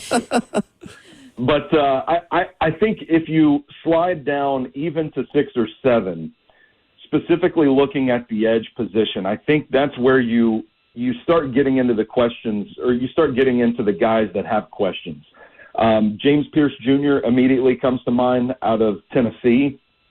Elite traits. I mean, looks the part. But I think when you dig into his tape and his production, it's inconsistent at best. And, I have questions about why he did not produce more in that defense 2024. Nick Scorton, a guy out of Texas A&M that has some really good tape. He's a really good power rusher, but you have questions about the athleticism and the bend and that sort of thing.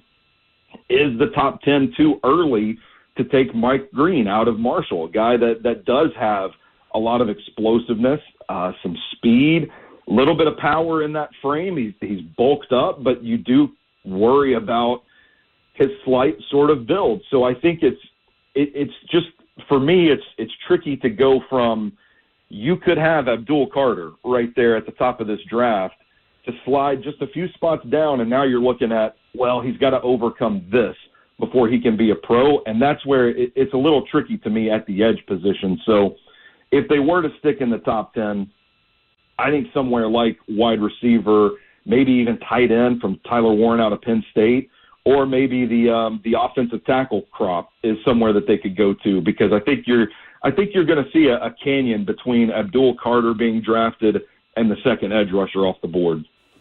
Okay, Stoney and Stoney Kelley joining us this morning as our draft expert here on RKW. So you take me to, you mentioned tight end, and I think a lot of people, hear tight end and they're like, that's not a position immediately of need. How you look at it, maybe it is, though. Could you get a tight end in this draft, since it is a kind of a good draft for tight ends a little bit later, and maybe, bounce out one of these guys that you have currently on the roster? Yeah, absolutely. I think tight end is going to be a sneaky need for this team. It feels like every year Chigakonkwo comes on late.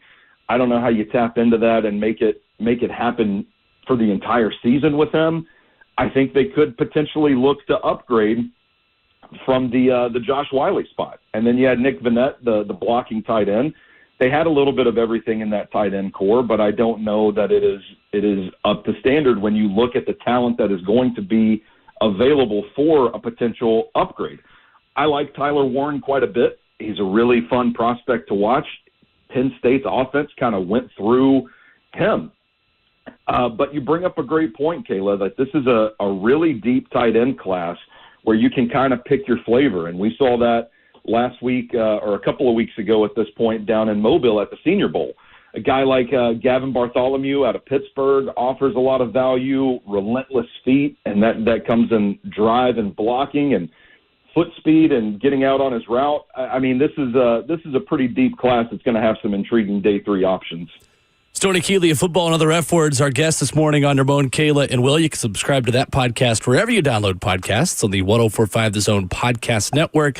So, Stoney, if Travis Hunter is a generational talent, where do you put that talent? Are you willing to let him play both ways? Because the value of the position of edge rusher, especially to this team, would probably greatly outweigh the value of just a corner. Where are you in that discussion? Yeah, absolutely. I think the consensus is that he's going to play corner in the NFL with some packages on offense, and that sounds nice, but for me, it just depends on what you need.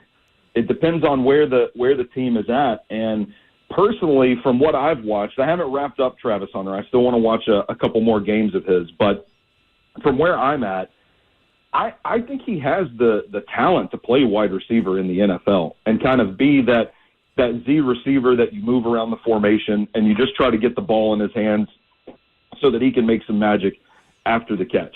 I look at this Titan scheme and the way that Denard Wilson runs it, and I feel like Travis Hunter is more of a zone corner that doesn't play with a lot of physicality that Denard Wilson seems to like out of his outside corners. So to me, it's kind of like, okay, well, do you change the scheme or are we trying to square peg and round hole this with Travis Hunter? When in reality, the team needs some more speed on offense too. I think you could flip him around, play him primarily receiver with the Titans, and you've got a guy that could end up being the best receiver to come out of this draft class. Stoney Kelley, football and other F words with us this morning. When it comes to Shedeur, real quick, you could see him going top 10, or could you see him going bottom of the first or later too? How do you view him going into this? I would say he has top 10 caliber tape, and I think that he is better than he's given credit for, much like Cam Ward, better than he's given credit for right now. I think both of these guys, for a team that really needs a quarterback, I think they could end up being top 5 picks. What I've heard, just the rumor mill going, nothing concrete. I'm not doing any real actual journalism on the show this morning, but from what I've heard, I never do. From what I've heard, Shedeur Sanders ain't making it past number 3 to the Giants. So I think he's deserving of that, though. In this particular class where the talent significantly drops off after Cam and Shedeur. I like Shedeur quite a bit. I think, like Cam, there are things about his game that it's going to take some time to adjust to the NFL level. But I think he's good at distributing the ball, layering throws, placement, timing, accuracy, those sorts of things are fine. But he's got a concerning pressure to sack ratio, and his pocket movement tends to get him in trouble sometimes. And I think those are the things that you've got to iron out. But I do think Shedeur and Cam both are being a little underrated by draft media right now. Great stuff. Stoney Kelley, football and other F words. Subscribe to that wherever you download podcasts, and keep it locked in here on Mondays for the RKW draft expert, should he accept it or not. Stoney, excellent breakdown, man. Really, really good stuff, and really appreciate your time. Thank you, guys. Have a good Monday. Let's go. Yes, Thanks, sir. Stoney Kelley with us here this morning, doing a great job breaking it down, and excited to hear from him more. Absolutely. He did an awesome job. I think that breakdown on Travis Hunter, I think, is particularly interesting on him maybe being a square peg in a round hole in Denard Wilson's defense. Yeah. It's not something that I had considered. That's really smart because, we've talked about how we might want to see him better fitted at the wide receiver for the Titans specifically. But I never thought about that reason why maybe not to go corner, and it makes a lot of sense. It's just the talent, all right? Like, you want to be able to attach yourself with a team that's full of talent, and he does fit that bill. So, tough decision. That's the reason we're not in those rooms. I'm thankful. 615-737-1045. Let's dive into everything about the Super Bowl that was not on the field when we come back. Tom Brady had his conclusion of year one as a broadcaster. We'll give him a grade for his performance last night, and maybe we'll give Kendrick Lamar a grade 2 for the halftime show. That's next.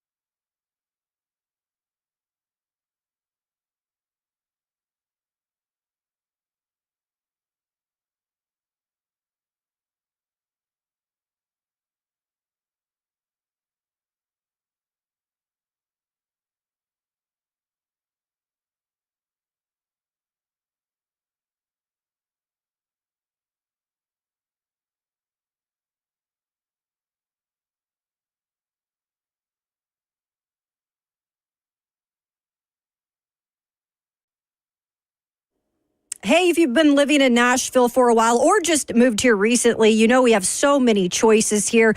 That's a great thing, but sometimes it makes it a little bit tough to find a local real estate agent who you can trust. That's why you need to check out my friend, Bernie Gallerani. Look, Bernie Gallerani has years of experience, a proven track record to go with it, and he's not going to let you down. In fact, Bernie guarantees to sell your home in 30 days or less, or he'll just buy it from you. Buying your first home can definitely be overwhelming. With the Bernie Gallerani real estate team, it doesn't have to be. Thomas recently shared his excitement about watching his son purchase his first home, and with the help of this outstanding team, they were able to get it done. From the very first contact, the team impressed him with the knowledge, professionalism, and dedication to making the process smooth and stress-free.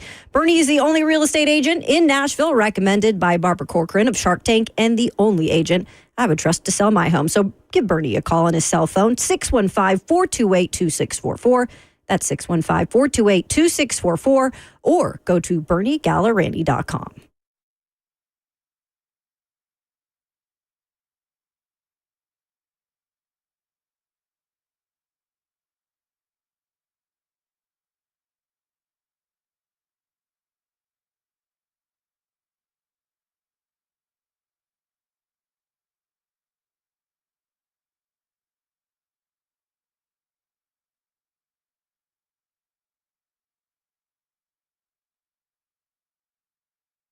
Dickens Turf and Landscape Supply is your source for Kawasaki engine parts and service. We carry Kawasaki engine parts and lubricants for your lawn equipment. We also have Kawasaki certified techs that use genuine Kawasaki engine parts on service and repair at each location. We're offering our winter service special, free pickup and delivery included on any zero-turn full service through Valentine's Day, Friday, February 14th. Call your closest Dickens Turf and Landscape location to get this deal before it's over. Buy Kawasaki where the pros buy. Dickens Turf and Landscape Supply. Visit us online at dickenssupply.com.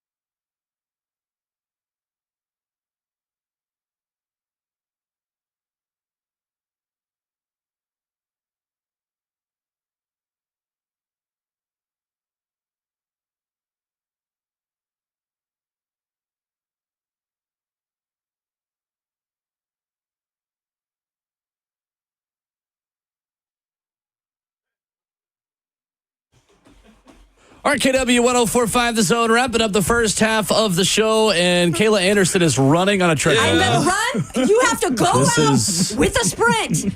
I am going to run and the beyond. whole last segment here. Above and beyond so what the bet was. I'll shut my mic off when I'm not talking. But Kayla is on a treadmill because she finished last in the Thursday 3 standings, if you're just now joining us. Hey, you killed it today, too, by the way. I got to give it to you. Good job. My big fat ass would not you be have moving to sell like it that. a little, right? And you can't just walk. That's boring. You've got to, have a little bit of oomph to your step. What's happened is your blood flow is actually picked up right now. Exactly. And you're ready to roll. That's what that is, and I'm 9 here for a.m. it. might hit you. You might be extra tired, but that's okay. I might be. But you know what? That's a 9 a.m. problem. If somebody like Kendrick Short King can do a halftime Super Bowl show, I can do it one segment. Y'all were also, Bert and Ramon were, if the under had hit, then 3 of y'all would have been walking, and I'd be sitting here just chilling. I know, right? I finished 39 and 30. Bert and Ramon were both 35 and 34, and Kayla was 34 and 35, which is still solid, being one game under 500 over a full season. No, that's not bad. So Tom Brady finished off his first year as an NFL broadcaster last night. How do you think he did?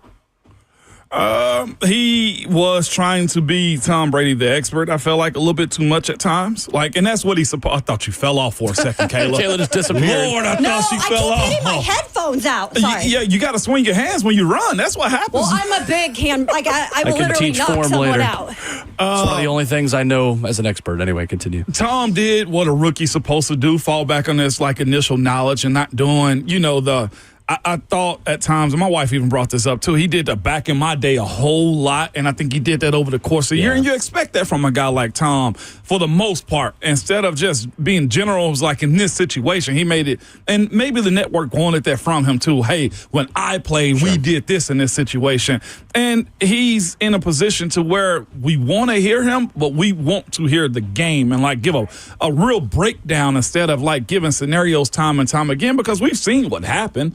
But he was fine. It was his rookie year. I expect him, or I hope he'd be a whole lot better next year. But he didn't bother me as much as he bothered other folks this year. Yeah, he didn't bother me necessarily, and this is obviously the big-time game, right? Yeah. Where everybody is watching him, millions of people, even non-football fans. I think the only complaint I'd have about him was he's a little bit robotic. Yeah, he's a very much color so. analyst, right? So you have to kind of go with the flow, have a conversation with Kevin Burkhardt, and I feel sometimes that it was just very rigid. And so that's the one thing that I would say he probably needs to work on. Again, I'm not going to scrutinize. That's a different job than what I do, but still. I think Shafe said it last night. Shafe came by last night. Josephat Schaefer came by last night. He said he'd probably be better in a position in the studio where he can be in front of a board, giving a real breakdown and actually talking through it. So the interesting thing is when he does weekly appearances on Colin Cowherd's TV show, he's terrific. He consistently can break things down because he's got time. It's almost like he doesn't feel the pressure, too. That's the challenging part of play-by-play in color is you are on the same play clock that the offense is on. You have got to get in and get out. And that's the thing, I think, to give someone else credit that Greg Olsen does so well is he packages really detailed analysis in about 15 seconds in a way that makes sense. You don't just learn how to do that overnight. That's the challenging part for a lot of analysts. Play-by-play broadcasters are learning to do that over 20 years in the business. And Kevin Burkhardt has grinded and worked his way up, and by all accounts is a very good human being in addition to a very good broadcaster and has done things the right way. But when Brady is on a shot clock, he reverts to just the basics. And unfortunately, Tom Brady very rarely tells me something I don't already know during a game. And that is job number one of an analyst and of a sideline reporter. Tell me something I don't know, something I cannot see, something that dives deeper than just the surface level. A really big third down here, Kevin. He's got to make a good decision with the ball. All right, do you run the ball here? Right. Let's see. I think I'd go play action. Very, very surface level. I think he can get there because I think the ownership part of it isn't that big of a problem. He's got to find a way to take the analysis he can give over a 4-minute answer on Cowherd and put that into 20 seconds. Yeah. And some people have that gift and some don't. I think he can still get there. I'm not as out on him as many, but I do think he was underwhelming. I thought he'd be a lot better. Taylor said it. Taylor said it's his opinion. It's like Tom was boring and self-referencing too much. And I think that's what he's got to rely on. A lot of them are asked to do that, though. I don't think he was referencing himself too much, to be honest with you. Alex Rodriguez does that. Yeah, I don't think Tom Brady is Alex Rodriguez. It was when I played with Mariano Rivera, all the time. I think some of them are coached to do that, though. And some it comes across a little more self kind of, hey, pat on the back. Yeah. Self-encouraging than others. Proving that Greg he's Olsen. done it. Right. We know you've done it, Tom. I think he's scared of being critical of quarterbacks. And that's the thing I think that's tricky as an owner of the Raiders. How critical is he allowed to be in an official capacity with the ownership stake that he has in the Las Vegas Raiders? That's what we don't have the answer to, because it might be him leaning back on that because he's not allowed to be as critical as he'd like to be. I agree with that. So- And he's just super close to the game so far still, too. I thought he was fine, but at the same time, fine shouldn't be the standard for broadcasting a Super Bowl. Yeah, I still think he needs to just loosen up a little. Like, take a shot of avocado tequila before the game or something. I mean, I don't know. Sure. Kendrick Lamar, halftime show, thoughts? It was fine.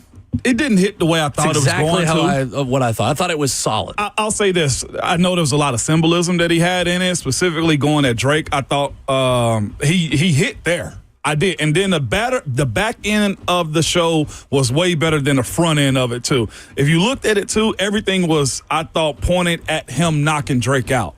Like, when he opened up, he had the PlayStation controller. He had the X, square, triangle, and circle. And then there was a lot of, at the end of it also, he had game over in the crowd towards Drake. And then if you looked at this also, the A on his necklace, the diamond necklace, was an A minor. I noticed Look that. at all the symbolism. There was a lot of symbolism at And he had his point. ex crip walking at the end of it. And he had his Serena Williams crip walking If you didn't on the set, catch too. that's who it was.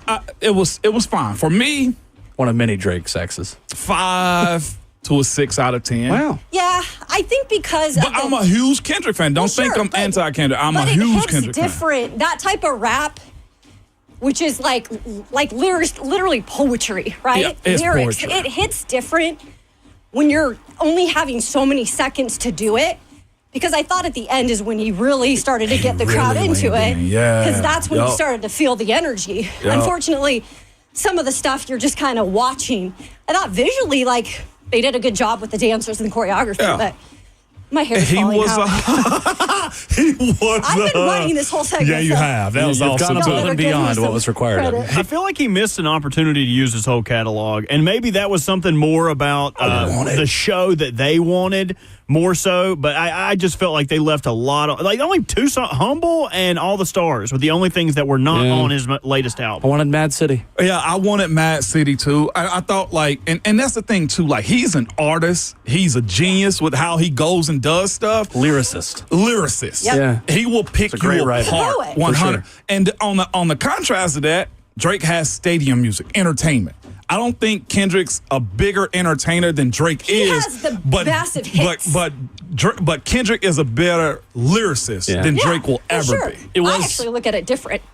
Like in terms of who's really a rapper and who's really Kendrick's really a an rapper. entertainer, R&B rapper. Drake's an entertainer. Drake wants to be Exactly. Michael Jackson. Yeah. He's been upfront about that. I thought it was good. I mean, I didn't think it was the best ever. I certainly didn't think it was the worst ever. I mean, I thought it was solid. It was fine. I think it is cool having an artist who is at the top of their game. A lot of times you get people that are playing 10, 15, 20-year-old music. Like having a guy play an album that just came out, that's cool. So, and that's always going to resonate with people who love him. And if you didn't like Kendrick Lamar coming in, you probably didn't like it. And that's fine too. But I thought it was fine. I thought it was good. I thought it was good. So People like to complain about things like this, or they like to over-exaggerate and say it was the greatest ever. I thought it was just good. He's going to jump out of this and go right to tour, too. So it was that also. Nice. Yeah. Am I going long on this segment just because I'm running? No, feel like we're it's like just 3 They minutes don't have over. to had worry lots about it of being the worst Super dive Bowl into. show because the Black Eyed Peas exists. Ooh, that was Somebody said Maroon 5 was Fergie bad. is just bad in general when it comes to Super Bowls or games. It is live. funny, though, to wrap a bow on it, that we had the Stop Hate ads from Snoop and Tom Brady, and then a whole halftime show about was all hating hate. Drake. Like, stop hate. Oh, okay. Coming up, it's the Super Bowl halftime show. Hear about how much Kendrick Lamar hates Drake. That's Just a coming up. whole diss Here, brought to you by halftime. Apple Music. All right, Kayla, you are off the hook. All right. No more treadmill for Kayla. The Thursday 3 bet has been paid. Coming up, the second half of the show. How do Titans fans feel about A.J. Brown winning a Super Bowl ring? That's next.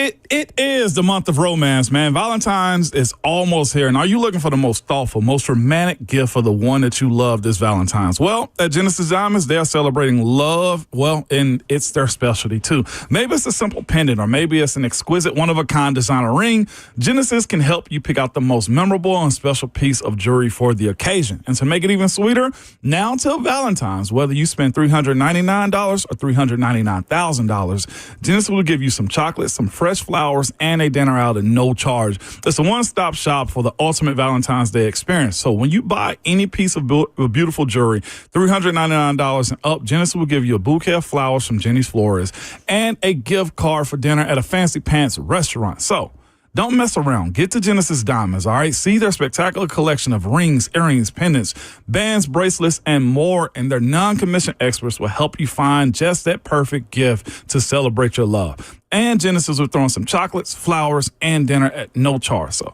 happy Valentine's Day from Genesis Diamonds. They're located in Green Hills and Cool Springs. It's on limited quantities, so see store for details.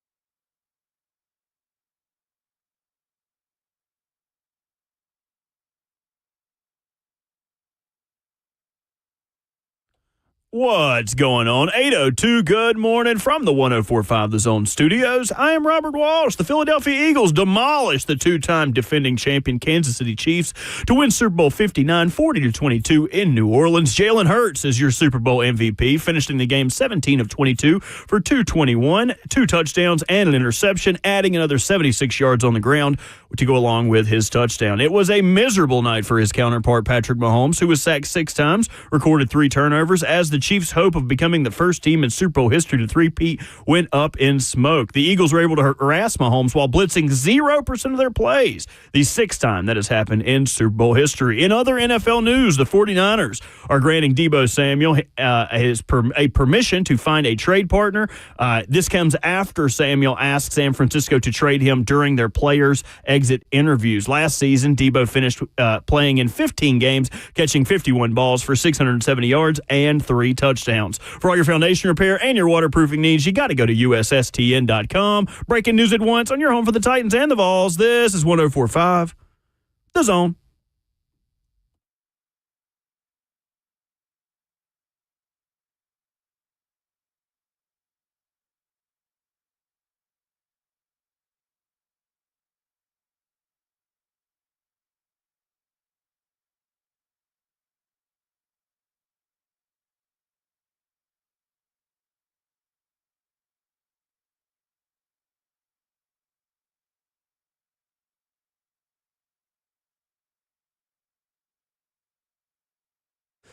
RKW on 104.5 The Zone rolls into the second half on your Monday morning. Welcome to the NFL offseason. Hope you are enjoying the start to your Monday. 615-737-1045, the number if you want to jump in. Ramon Foster, Kayla Anderson, and Will Bowling. Robert Walsh makes the show happen, and we stream it live on 104.5 The Zone TV. That is where you have watched Kayla Anderson get at least 10,000 steps in. Already to start the morning. I wanted to finish strong, so I ran as fast as it could take me the last segment. There we go. But, man, that was a workout. Yeah. For sure. Oh, we saw. Absolutely. So the Thursday 3 bet has been paid off, and the football season's over, guys. No more football till September. Dang, man. I mean, it's when it kind of hits you. It's around Monday morning after the Super Bowl. Although is the UFL, they were advertising last night. Yeah, like I said, no more football till September. They were advertising last night. I just pulled up the NFL calendar. Also, there is something going on every single month too. We knew There that. is. Oh, yeah.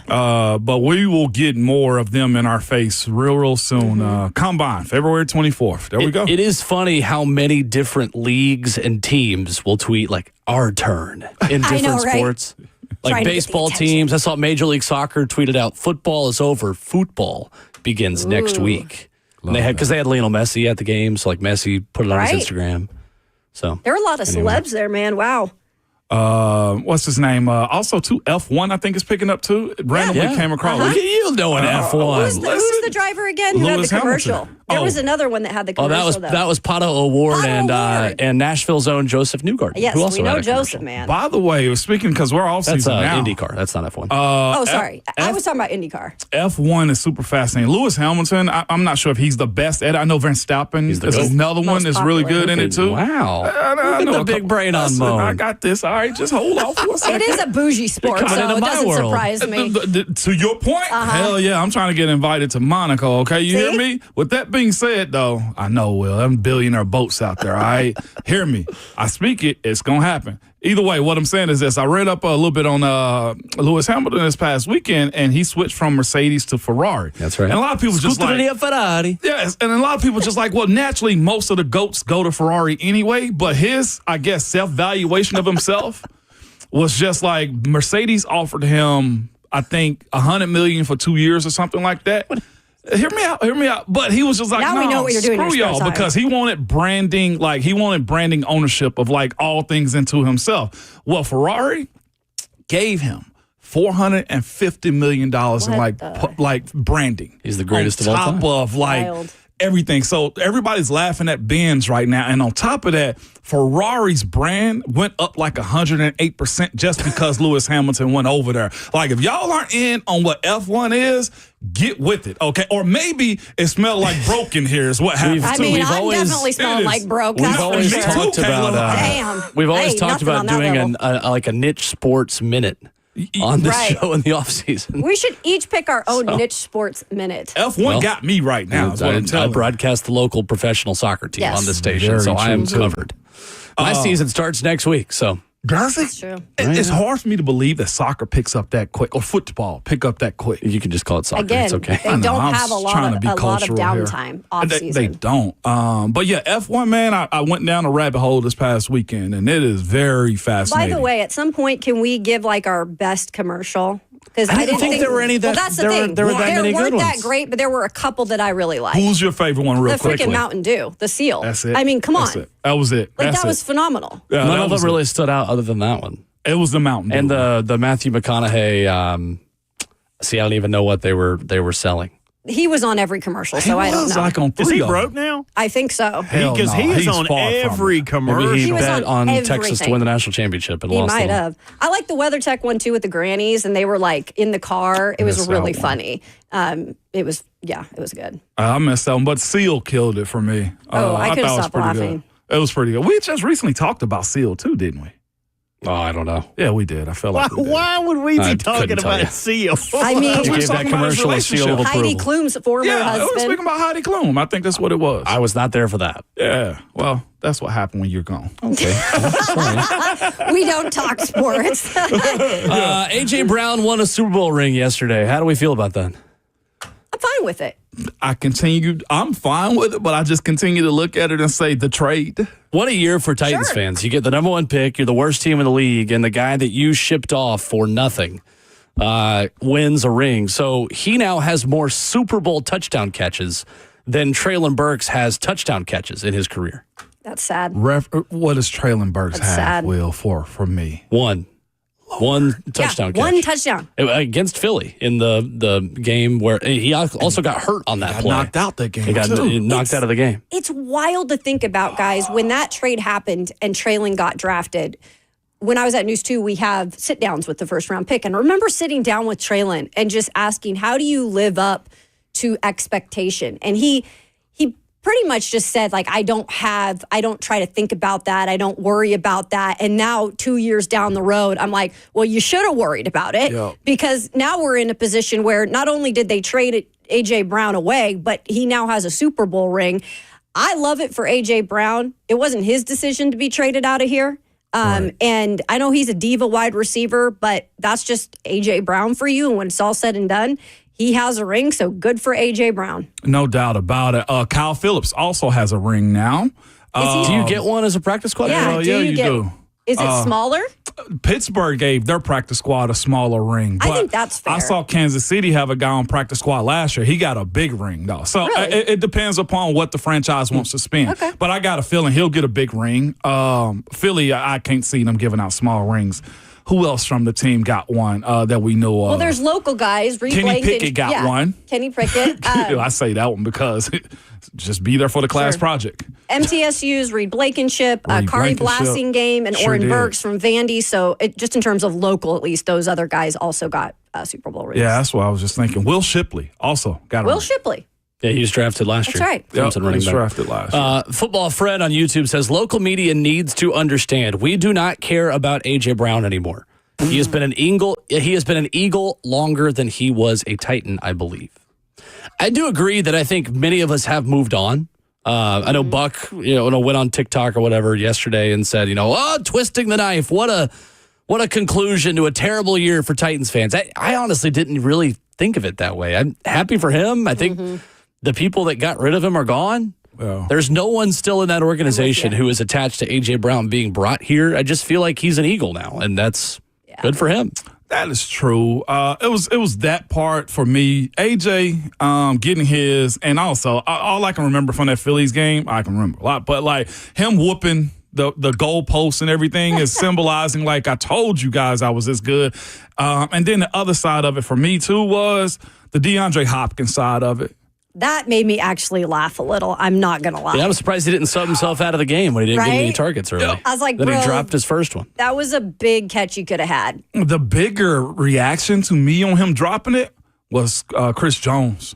Oh, He was losing didn't his see. mind. They Dropped to showed- his knees on the sideline Yeah, right I after he guess I dropped it. missed just dropped and that showed a lot of where their talent was as far as the wide receivers went. Now, again, DeAndre Hopkins got his, got a touchdown, got the 2-point conversion, et cetera, et cetera. Mm-hmm. He did what he was supposed to do with what he was asked to do also. So it was just fascinating that you can't plan a ring, right? Like, you got to be on the squad good enough and he got the experience. And that's all I can say, too, is I got the experience myself. So it was cool. What happens with D-Hop after this? That's my question. Do you think that – because you remember him coming out at Super Bowl Media Day and saying, look, I almost thought about retiring because I was so just not enjoying the game. You should stop right there. That's what I'm saying, because I'm okay, you went to a squad that could have won the Super Bowl. You got to it, but you didn't win it. So what's next for you? He'll be 33 next season. Right?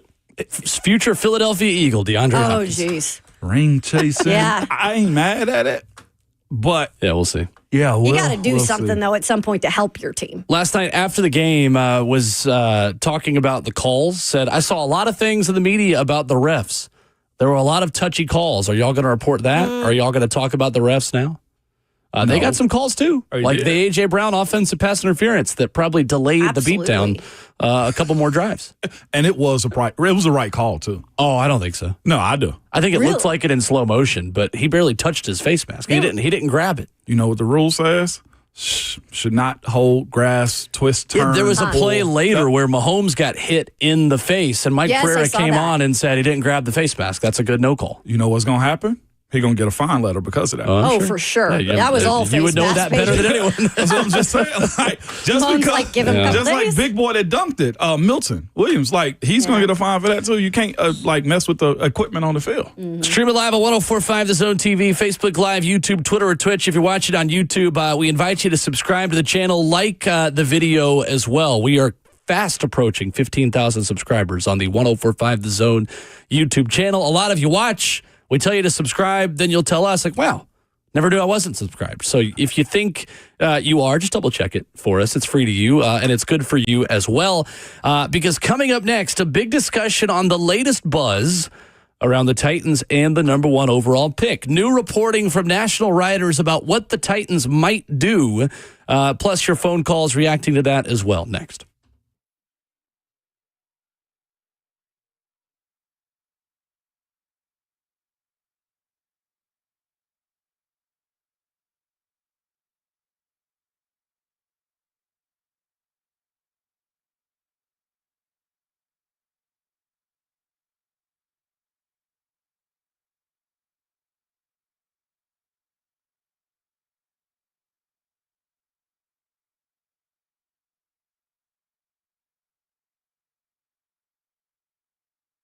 Hey, it's Kayla and Ramon with Window Nation. Look, the weather here has been nuts the past couple of months. This week, it's up and down again, and that might mean you're seeing some interesting things in terms of your windows. Maybe they're fogging up when it gets cold and it's hot inside, or they're cracking. Those are all signs that you probably need new windows from Window Nation. And this is the month to get in on their deal. 60% off all window styles. Plus, you're going to pay nothing with no interest for 2 years, Moan. And here's the thing, too. This is why we trust Window Nation. They got an A+ rating from the Better Business Bureau, 50-point inspection on every window before it leaves the factory, and a 20-point inspection on every window when it's installed. Yes, the installers who specialize in windows, many of them have over 15 years of experience. What Kayla and I are telling you is this. You can trust Window Nation, and you need to get some Window Nation windows at your house. Hurry, this sales ends February 28th. Don't overpay for windows, man. Window Nation's got the goods. I promise you that. Call them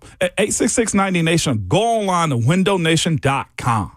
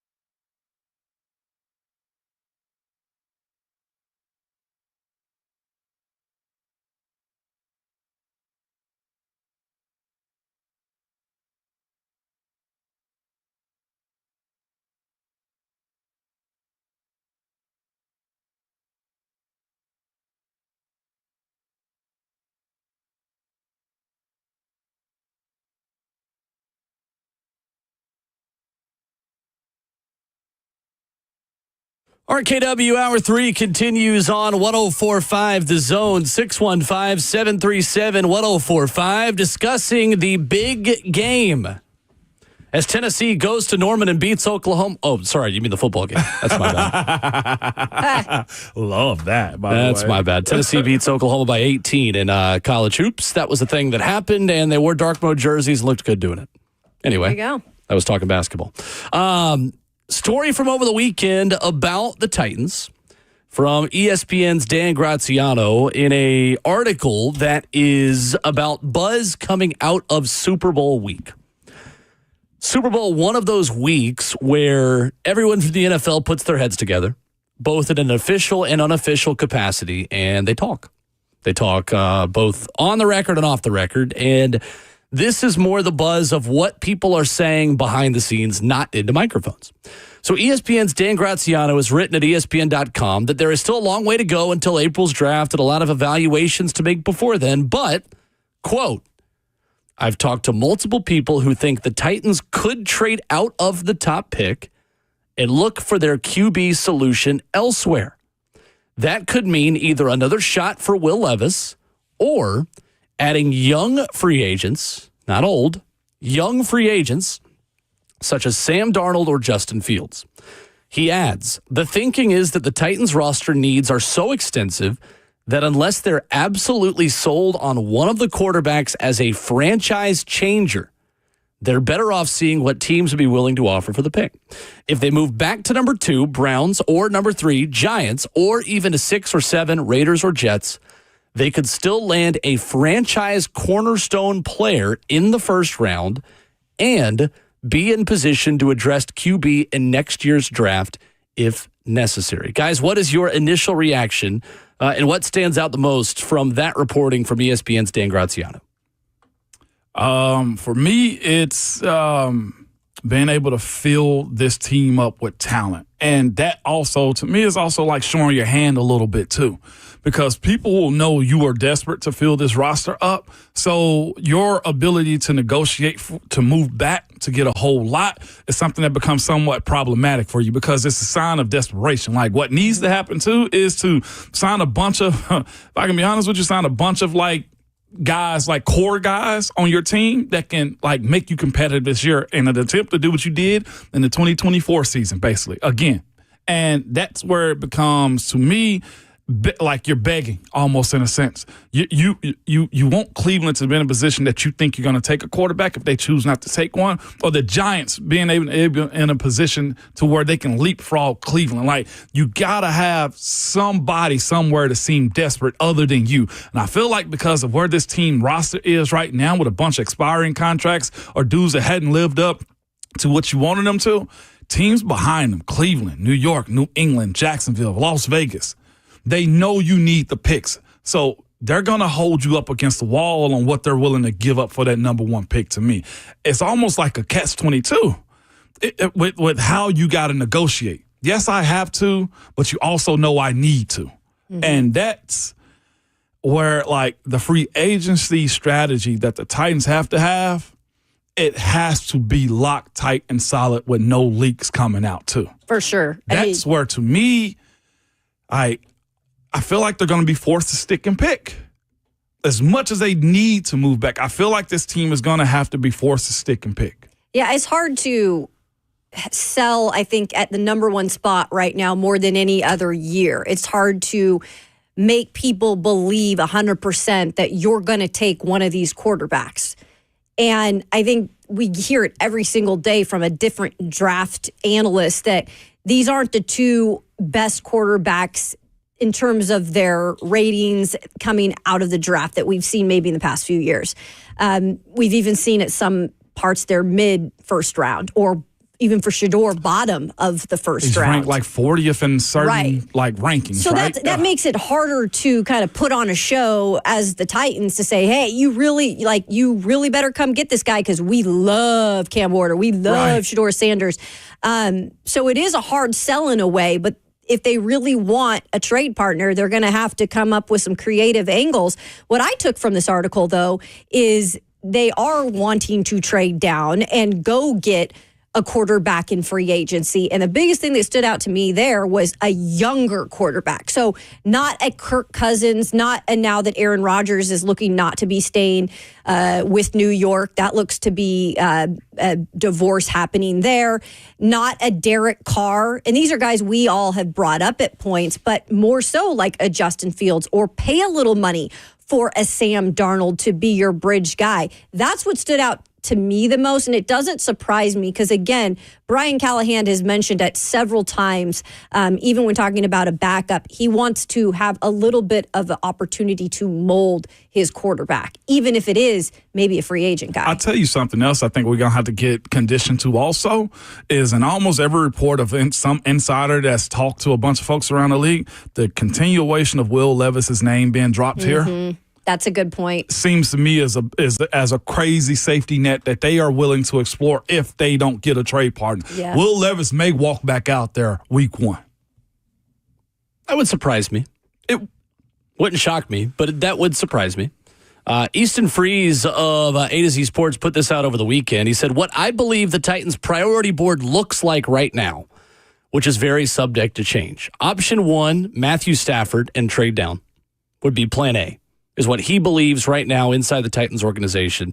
He gives that with the caveat of good luck with that. I would agree. I don't think Matthew Stafford is leaving L.A.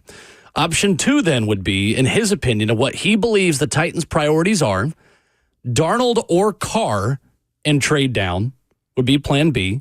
He also says good luck with that on that one. Option 3, he says draft Sanders or Ward with the caveat of serious lack of consensus right now. The next 6 weeks matters so much. Then he has Canyon. Option 4, all other veteran options. Larger Canyon. Option 5, all other rookie options. Yeah. Interesting. I think beyond just wanting to mold a young quarterback, Brian Callahan would love to have a quarterback he's already molded when they were young, which would be Matthew Stafford or Derek Carr. Yeah. That right there, as far as like signing Stafford or Derek Carr, it at least gives you a baseline on offense that they hadn't had in the last couple of years. And there's leadership, there's playmakability. Say what you want to about Derek Carr. He's spotty at times, but he gets the job done. Stafford would be a home run hit for the squad. And I think the Stafford thing is fantasy land because I don't think it's realistic that he's going to be available. Yeah. Right. I think still, though, with both those quarterbacks' names, I think it's easy to say names of quarterbacks that have had success at points of their career. But looking at them coming here, when you still have a line that is not 100% shored up and expecting that they're going to just, come here and Make ball them that out. much Like, better. we have to be realistic about this. We still have not seen the line even be mid for a season. So I think that's the other thing we've got to realize too with some of these older quarterbacks, whether they've had success or not, they're going to step in front of an O-line that's not proven to be anything yet. Facts. And that's where it becomes problematic for a guy that may have options like a Matthew Stafford. He's already had the back issues for years right now. He's older. Father Time always wins despite what anybody would ever say about it. And the best thing that I feel like the Titans could do in this situation, some might not like him, and he's not been brought up a whole lot too. But like, if you're talking about a guy that needs to move around the pocket and have mobility and got a little bit something left in the tank, you might be talking about a Russell Wilson. Right. Like, that's also for me a part of the conversation. Considering he just paid for $1 million in Pittsburgh because Denver owed him a ton of money.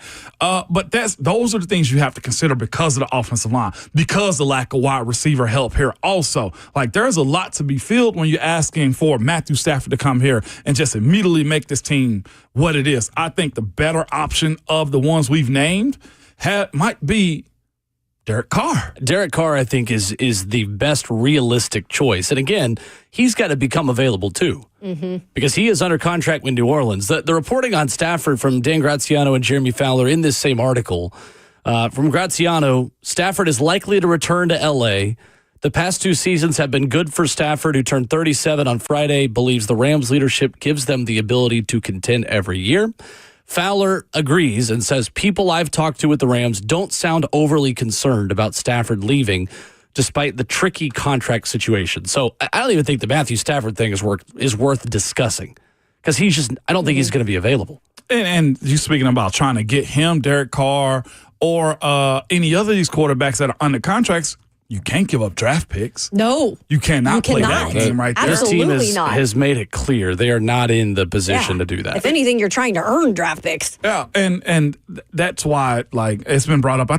I'm not sure if they picked up his contract fully, but like Daniel Jones. Daniel Jones. Like being a part of the conversation. Justin Fields is a free agent. I bring up Russell Wilson, a free agent that you can go get right now, because when we're speaking about like finding winning ways, like trying to establish that and honestly not get fired. That's the other part of it. Like the only thing that to me that Coach Brian Callahan has under his belt is this. Cincinnati allowed Zach Taylor to do the exact same thing that he's doing right now. The issue is you don't have for certain a Joe Burrow in this draft that you can just say, he going to save my job. You don't have a Jamar Chase. A Jamar Chase, right? Neither one of those guys are on this roster, and that to an offensive head coach is something that you need to be able to sleep well at night, knowing that, look, big dog is coming in town, and we got about 2 more years. Now, again, if he can craft an offense for Cam Ward if they stick and pick, or Shedeur Sanders, or he find a free agent quarterback that he believe in, winning is what's going to save it. And that's where, to me, like, it really does, like, it's complicated. Speaking about what Coach Brian Callahan It's tough. is going to be like And he's also coaching for forward. his job, Moan. And that's what I'm saying. know? Like, and that's where it's, do you go for free agents to try to win games, or do you say, despite what's going to happen, I'm taking a rookie quarterback and I believe in him to save my job? That's a hard place to be at. Bubba on Twitter has tweeted at us and says, Titans still have to go QB. The biggest holes they have are all on the offensive side, QB, left and right tackle, wide receiver. There will always be good pass rushers to come out of the draft. Titans won't always be in position to get their quarterback. Remember missing out on C.J. Stroud. You don't have to do anything. No. First and foremost, what you have to do is get the player, I think, that is got the best chance to get a second contract. Who is the best chance to be an elite talent? Mm-hmm. You have one elite player maybe on your entire roster in Jeffrey Simmons. Oh. And even he is not the type of elite player that results in elite amount of production. Right. A lot of what he does allows other people to be successful. Mm-hmm.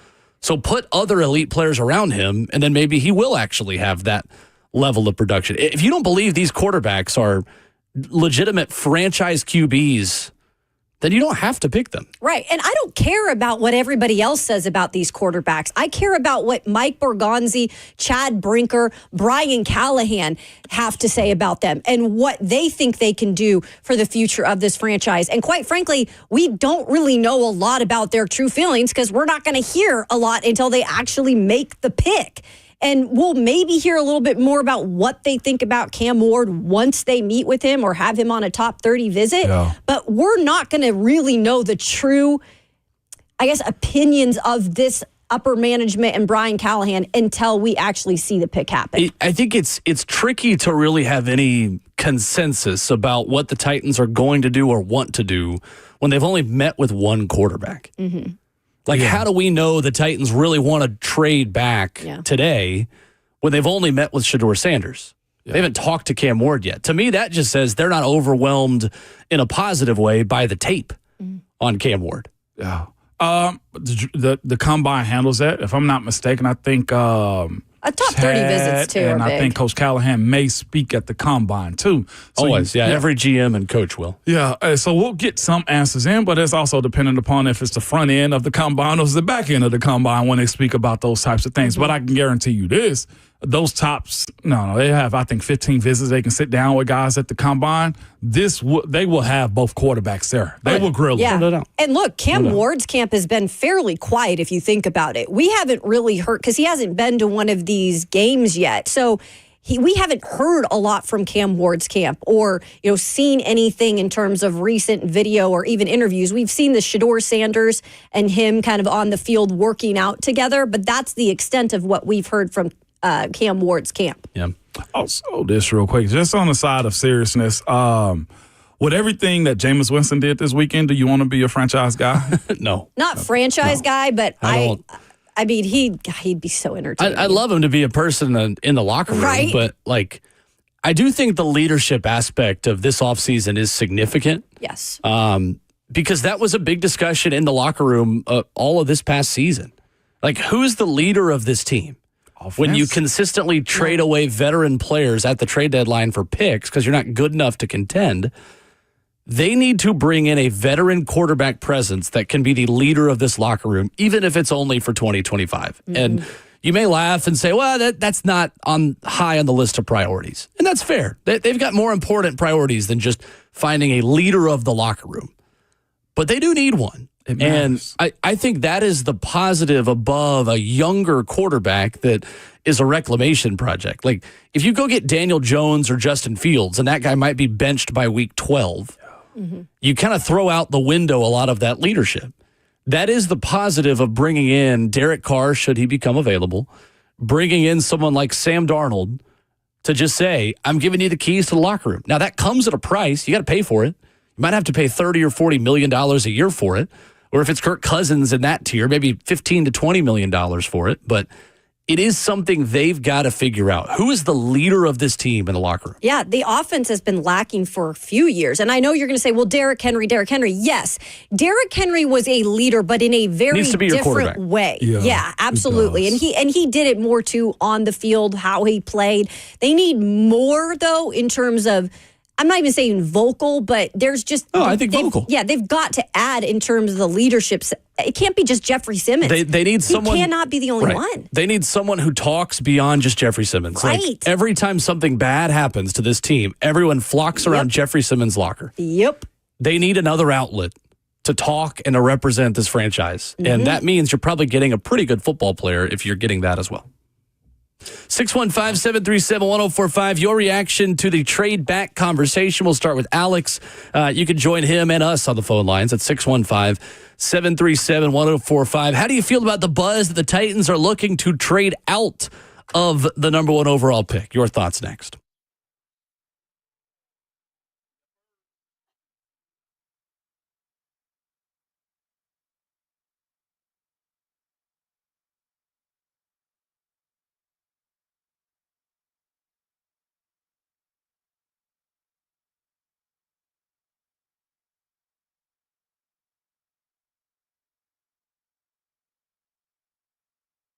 Is your concrete in need of repair? Maybe your sidewalk is shifting, your driveway is cracked or sinking, or your porch steps, maybe they've moved on you. Shifting concrete can create a dangerous situation and just a trip hazard around your home, too. And if you know, like I know, that's an insurance claim right there, all right? But it's also just a big eyesore. It's Ramon Foster. And whatever is going on with your concrete, call United Structural Systems. Ask them about the polyurethane foam injections. You've heard about USS for a long time. It's the same company that's provided superior foundation repair and waterproofing to Middle Tennessee since 1994. So guess what? They can also fix your sunken or settling concrete. USS uses polyurethane foam injection to lift and repair your sinking concrete in a matter of minutes. Lifted concrete can be walked on immediately or even driven on after just 30 minutes. So don't go through that long, expensive process of ripping out and replacing concrete. Reach out to the folks that I trust, man. Go to USSTN.com. That's USSTN.com, or call them at 615-488-7855. United Structural Systems.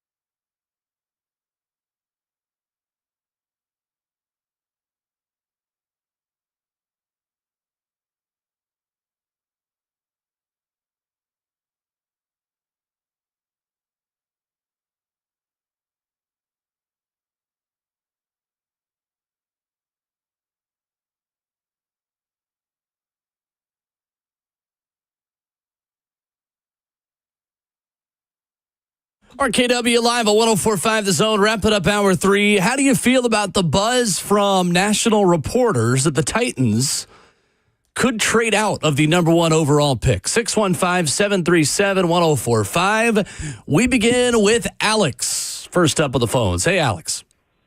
Hey, good morning, guys.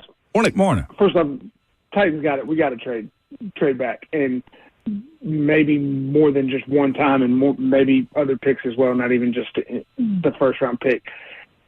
Obviously, everybody watched Super Bowl last night. The Eagles almost set a record for most sacks in the Super Bowl and didn't blitz one snap. That's unheard of. Point is, they got pressure with the front four. We need to build the offensive line through free agency. We need to build the defensive line through the draft and worry about the flashy and sexy stuff next year and the year after. We keep saying we're not one player away. Guys, we're not 3, 4 players away. We have to build a foundation. Football is won in the trenches.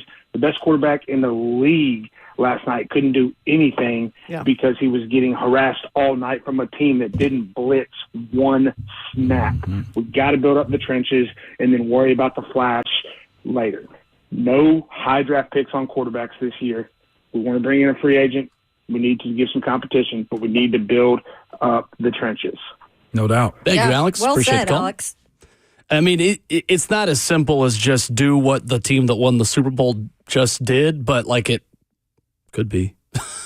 I know that doesn't make sense, but I know it's saying the Eagles dominated the defensive line, so draft Abdul Carter. It's not that simple, but also it certainly gives credit to the fact that you don't just have to have a really good quarterback. This is still a team game, and you still can win the line of scrimmage and beat a team with a better quarterback than you on the biggest stage. I mean, you look at I agree. Even Cincinnati this year, they have one of the best quarterbacks in the league, but what was their defense? I mean, not good enough to even get them to the playoffs. Yeah, both of them. It's just this idea that you have to draft a quarterback because you're never going to have the opportunity to again. You also aren't going to have the opportunity to draft Abdul Carter again or Travis Hunter again. Abdul Carters don't grow on trees. There's no guarantee you're going to have that either next season. So I can say that argument on both sides. It does. Well, I'll say this. One of the greatest coaches ever. I listened to Nick Saban on a podcast. I can give him credit now because he ain't at Alabama no more. But he also said this, too. In college, you have the ability to recruit the best of the best, and that helps you win. But in NFL, he was one of the biggest flaws that Miami had when he was there was they failed Drew Brees on his physical. And it's in the NFL, you have to have a quarterback, which is why that conversation always comes up. It sucks that they're the focus point of all things around the game, but you have to have one to that point. It's just that, can you marry yourself to one of these young guys in the draft that's going to keep you successful? It's always the gamble, right? Ben is in New York up next, 615-737-1045. What's up, Ben? Hey, you guys. I just wanted to say I think Titans absolutely have to trade back in this draft just because I think we need to know what Brian Callahan is. And with a rookie quarterback, we're just not going to get that. It's not sexy, but Derek Carr or somebody like that, somebody who can get the ball out of their hands quick and just see what kind of offense Brian can run. Because if we draft a rookie and he falls, then we're right back in the same boat. Brian Callahan's going to get fired, and we're going to have a new coach with a rookie quarterback that he didn't, or with a second-year quarterback that he didn't draft. I just think it makes more of a mess. Just need to, like Alex said, build up the trenches and see what you got in Callahan. Yeah. Thank you, Ben. I'll hang up and let you guys respond. Yep. Thanks, Ben. Thanks, Ben. No, you ain't going to hang up. I'm going to hang up on you. I do agree. If you've got any doubt that Brian Callahan won't be here in 2026, you do not take a rookie quarterback yet.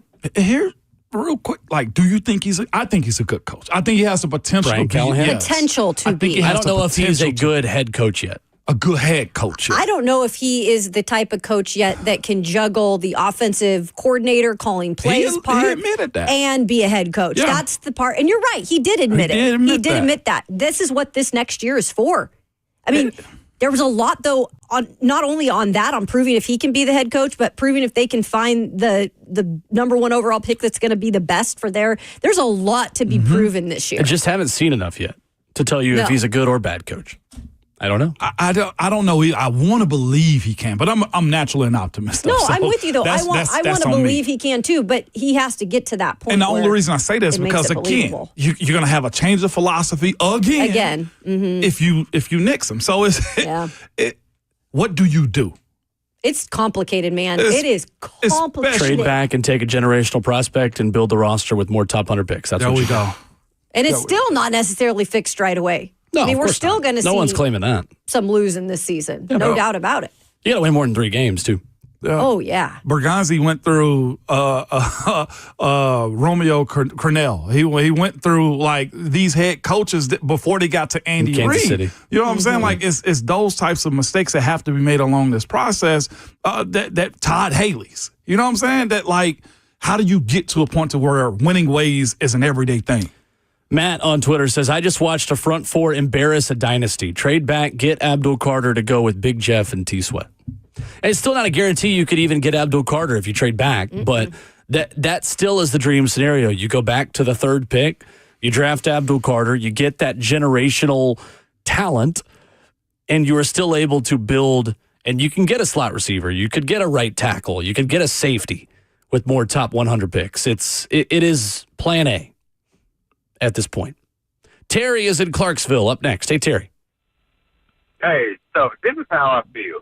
You got to do exactly what the Atlanta Falcons did. You got to get, first of all, number one, you got to draft a quarterback. And you can't worry about what they're saying because they said the same thing about Jaylen Hurts when he was coming out. And they said the same thing about Lamar Jackson when he was coming out. That's the reason why he failed to the very last pick of the first round. So you can't worry about what they're saying about Cam Ward and Shador Sanders. You just got to go get your quarterback because if he go somewhere else in 2 or 3 years and he's anything like Lamar Jackson or C.J. Stroud, you're going to hear about it because you was in a position to get him and you didn't get him.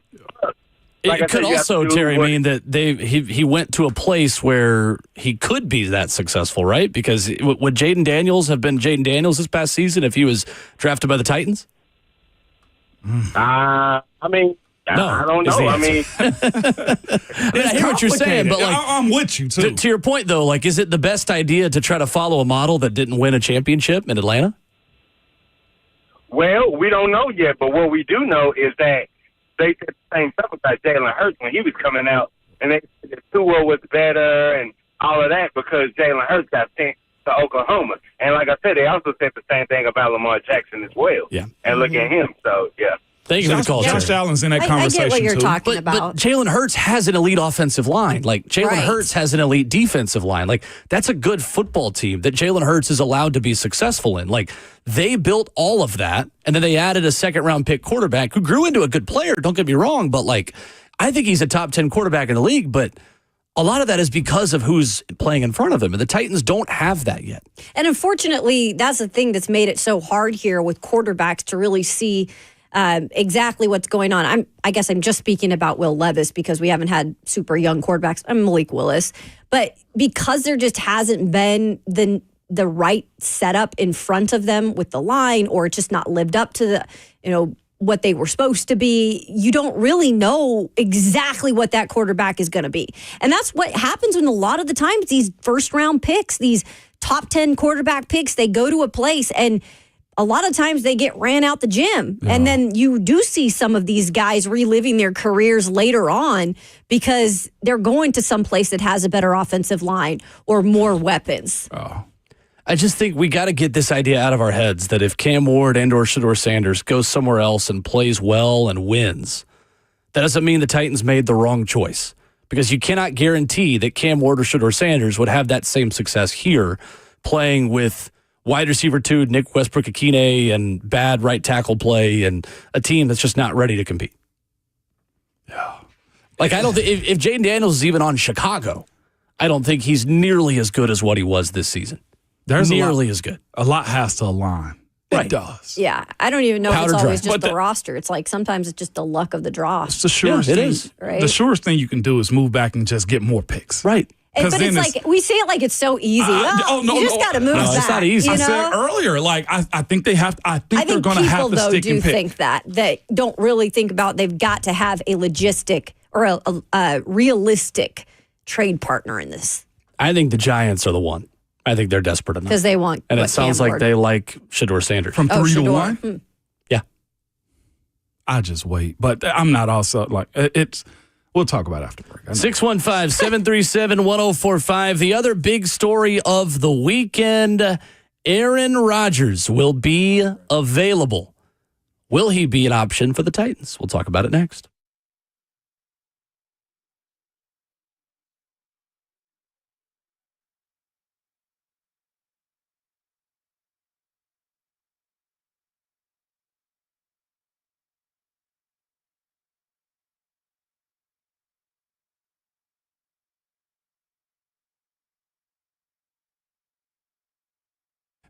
Listen up, good people. What I'm going to tell you is important to your health and well-being, all right? I'll tell you right now, call my friends at Wellness Institute of Nashville. Their number is 615-246-5009.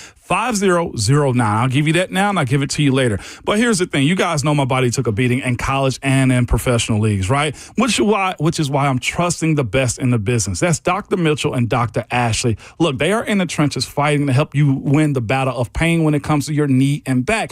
And I know you guys are probably thinking, well, Ramon, that's just you. No, you guys know this. Like your everyday activities, whether you're working a job that's physical, whether you're sitting at your desk and your back is getting out of line. Like there's a lot that we deal with that we just think we have to just deal with it in life. Absolutely not, man.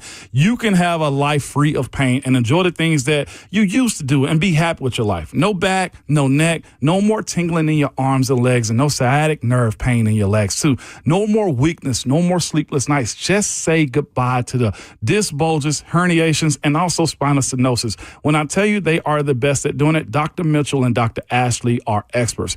Dr. Mitchell has studied and practiced all over the world, and Dr. Ashley not only has chiropractic experience, but she's also achieved the clinical excellence in holistic healing, ranging from nutrition, cold laser, stress reduction, and more. Listen to me. You don't have to just deal with that pain just because, hey, I'm used to it, or continue to just take those pills for inflammation. It's simple, man. Start your new year off with a pain-free life, and yes, it is possible. So much so, I'm going today, all right? But you can call them, as I told you before. I'll give you the number again to the Wellness Institute of Nashville. The number is, I'll say it slowly for you, 615-246-5009, or go to painisbad.com and make sure you tell them Ramon sent you.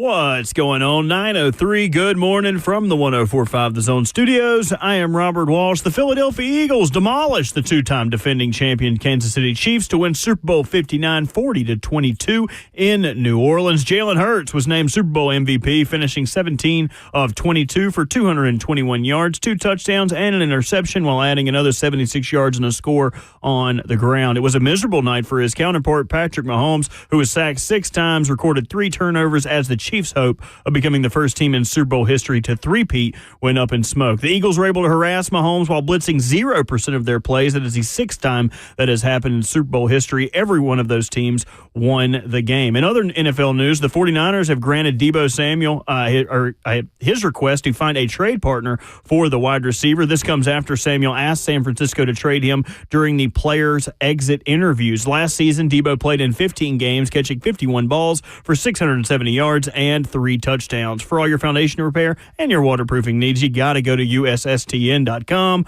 Breaking news at once, and you're home for the Titans and the Vols. This is 104.5 The Zone.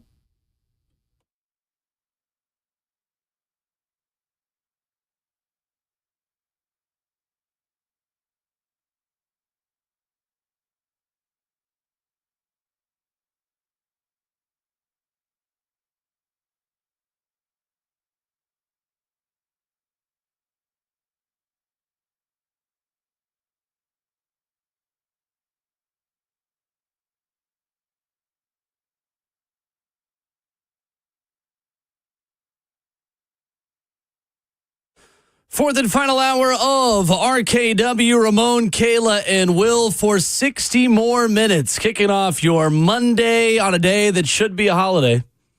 615-737-1045 is the number with the full crew in studio. Ramon Foster, Kayla Anderson, and Will Bowling. Robert Walsh makes the show happen, and the Philadelphia Eagles are Super Bowl 59 champions. Didn't blitz once. Got home a lot. 6 sacks of Patrick Mahomes. Jaylen Hurts, the Super Bowl MVP. And at long last, our national nightmare is over.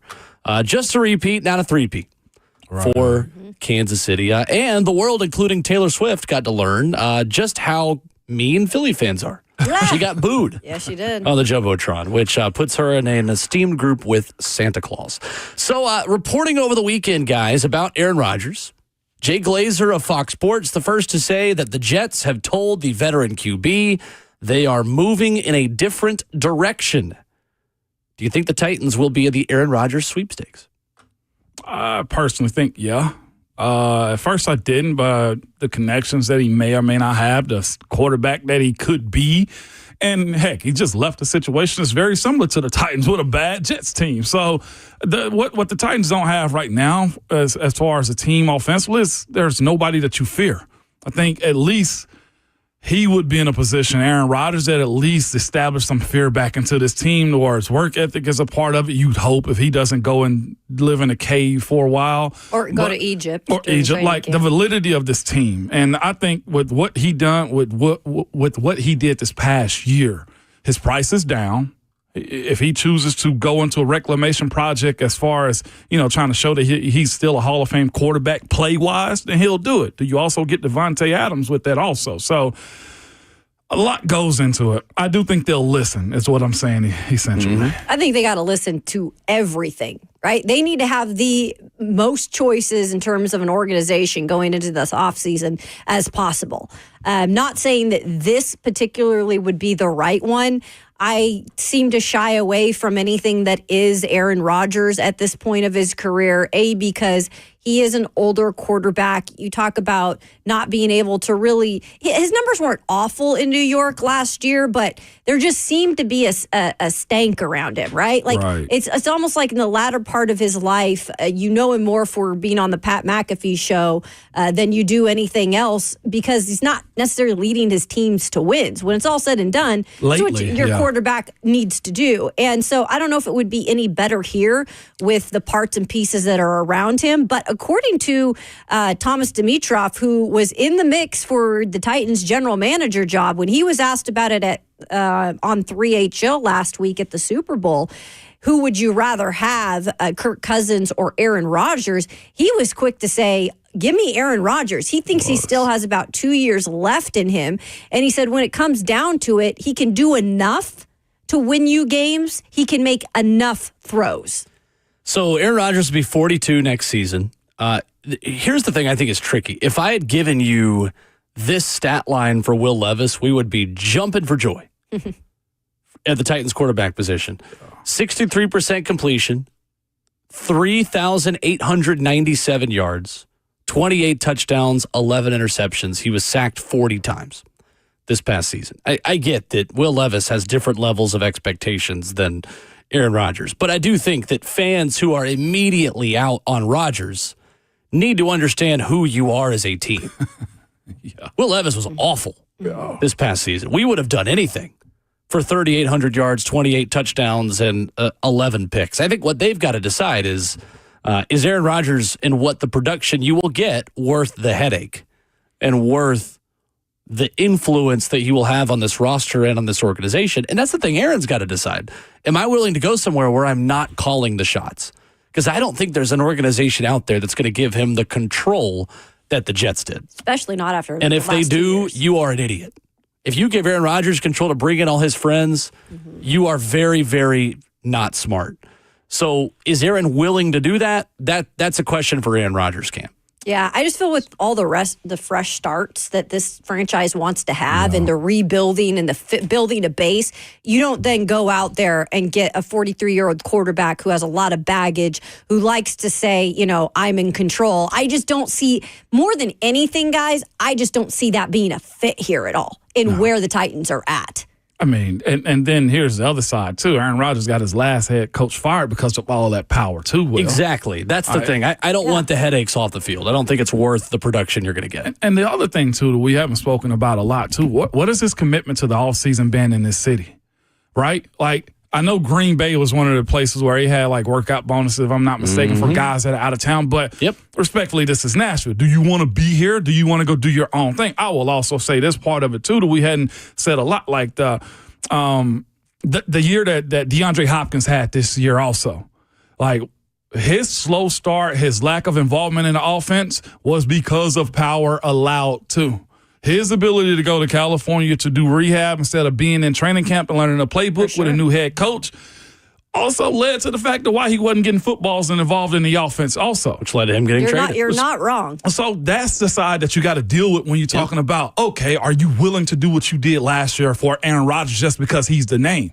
Like, there has to be a standard, operation, method that you have to have here. And I think it goes to Aaron Rodgers, too. Depending on how much interest, right? I mean, it has to come from both sides because Aaron Rodgers doesn't really have a choice if he comes here, if he wants to be all in or not. You're going to have to be. Well, he'd have a choice. The state of this. He's getting cut, yeah. But I'm saying for it to be successful for him, too. I mean, he has got to buy in and be here in the offseason and be working with a new staff and new pieces around him because likely he will not be bringing his own, cool gang to the city of Nashville. Yeah, we'll see. I don't see him going anywhere where he can't be himself. And there's not a lot of spots open. If he comes here, you're getting the full, hey, I'll be in Egypt for these weeks. Hey, I'll bring in these receivers. Divine. I don't see him going anywhere where he doesn't have influence. And who really I'm is not that? I'm not willing to give him that influence if I'm the Titans. I'm not. I need a veteran quarterback that's going to make my young players better. I don't think Aaron Rodgers does that long term. Just my opinion. He's at the point in his career where the disconnect is there. For sure, you see it. Yep. Absolutely. Cousin P in Nashville on the phones. What's up, Cousin P? Hey, good morning, guys. Good morning. Morning. So I know I'm a little bit behind on a couple of topics I want to touch on, but I didn't hear you guys link together when you talked about Super Bowl commercials. Kayla, I think you mentioned that Tom Brady seems to be very robotic. Yeah. In his analysis this year. Did y'all catch the Duracell commercial where they literally put batteries inside of Tom? Yes. Made the joke about him being a robot. That's what made me actually say robotic when I saw that. I think that was spot on, man. I think I like that Tom Brady can laugh at himself. Yeah. He kind of knew that he was sort of robotic, and hey, it's all in fun, man. For his first year, obviously it's tough to follow up. Tony Romo or Greg Olsen. It's tough. I think he'll eventually get it. As far as the number one pick goes, guys, it really depends for me. If we're going, I feel like we're going to trade back. I don't feel like we're taking Cam or Shador. if we bring in a bridge quarterback, I think we have to take Travis Hunter. We have to give whichever quarterback we end up picking up for the bridge a true number one receiver. Calvin Ridley's great, but I think, if we could bring him down to number two, I think that, the offense seems to flow a little bit more smoothly. As far as Aaron Rodgers goes, man, if that's the guy, I personally don't mind him bringing in Devontae Adams. I don't see why any fan would say we don't want him. I mean, I think he still has it. I mean, what did he have this year? Like 800 yards? Well, the question is, does he want to come here this late in his career? Well, that's a good point, But, I mean, I'm just saying, if he wants to bring his friends and if Devontae's like, hey, I want to go run this with you, I have no problem with the 800-plus yard receiver being on this roster. I don't think any of us will argue that. So that's pretty much all I got, guys. I'm all in on Abdul Carter if we don't go with Travis Hunter, but trading back, I would say no further than 3 or 4. That's about what we have to stop at. So I'll hang up, guys, man. Happy Super Bowl weekend. Appreciate Thank you. He had 854 yards, 7 tutties this year for the New York in 11 Jets. games. In 11 so games. that's a 1,000-yard receiver if he's healthy the whole season. Mm-hmm. Good thing is that you got going in your favor is New York Giants, football giants of New York. They like being on the big stage. Mm-hmm. So them having a number one overall pick plays into the media, plays into what are the Giants right now? You know what I'm saying? Forgettable. Really bad. Really bad. With a quarterback-driven head coach who they kept around. They did keep. So that speaks a lot about their intent. Yep. 615-737-1045. We give the number because when we come back, it is the return of a once again weekly segment here on Ramon, Kayla, and Will. It is time to complain about anyone or anything in your life. Oh, yes, boys and girls, it is time for You're Not That Guy. Coming up next.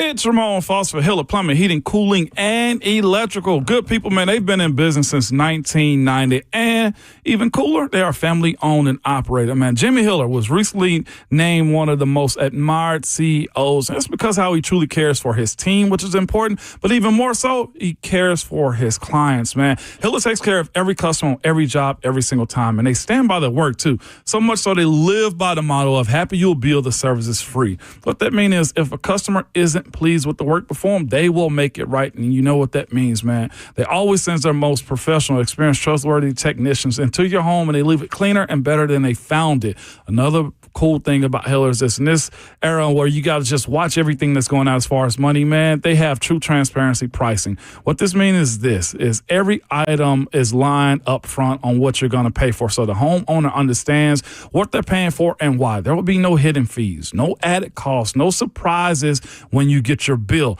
If you need to book like I do, man, or just get more information on the company I trust and use, simply go to happyhiller.com.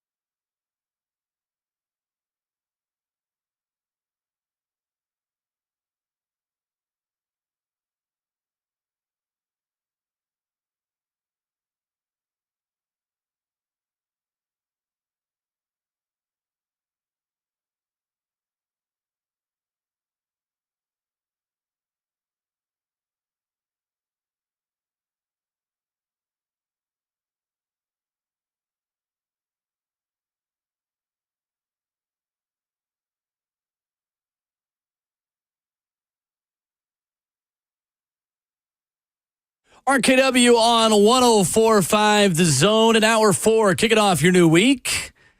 And if you have got someone or something to complain about, it can be from yesterday's Super Bowl.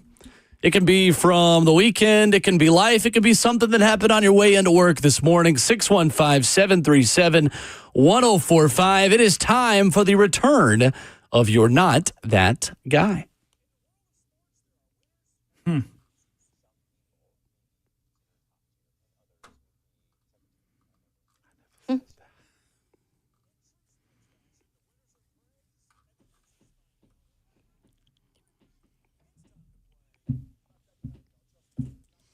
615-737-1045 is the number. Kayla walked for 2 hours this morning. It feels only right that she lead off the return of You're Not That Guy this morning. All right. Well, if you heard me in the show earlier today, I shared a story. And I think it's fair that it doesn't have to be a guy, it doesn't have to be a girl. By golly, it can be a dog. And I'm not talking about a DAWG. I'm talking about a DOG. There's not many times you will find me talking bad about my dog, Red, who is a beautiful red lab. Great boy. But you will find me today on this show talking about Red. Because this past weekend, I was at home by myself for the weekend. So that means dog duties in terms of walks. That's all up to me. Gotcha. So I'm being a good dog mom on Friday, taking him on the walk around the block. And we're just wrapping up the walk. And we had a gal across the street that has a lab. She comes over. She's chatting it up like, the two dogs love each other. They're talking. We're about to wrap things up. And across the street, there's a little road in between one side and the other. There is another fella with his two dogs. Now, I had never seen the dogs before, so I got a little bit hesitant in terms of Red. He gets a little bit anxious. He's still a puppy for the most part. And not a big dog, about 60 pounds, but really strong.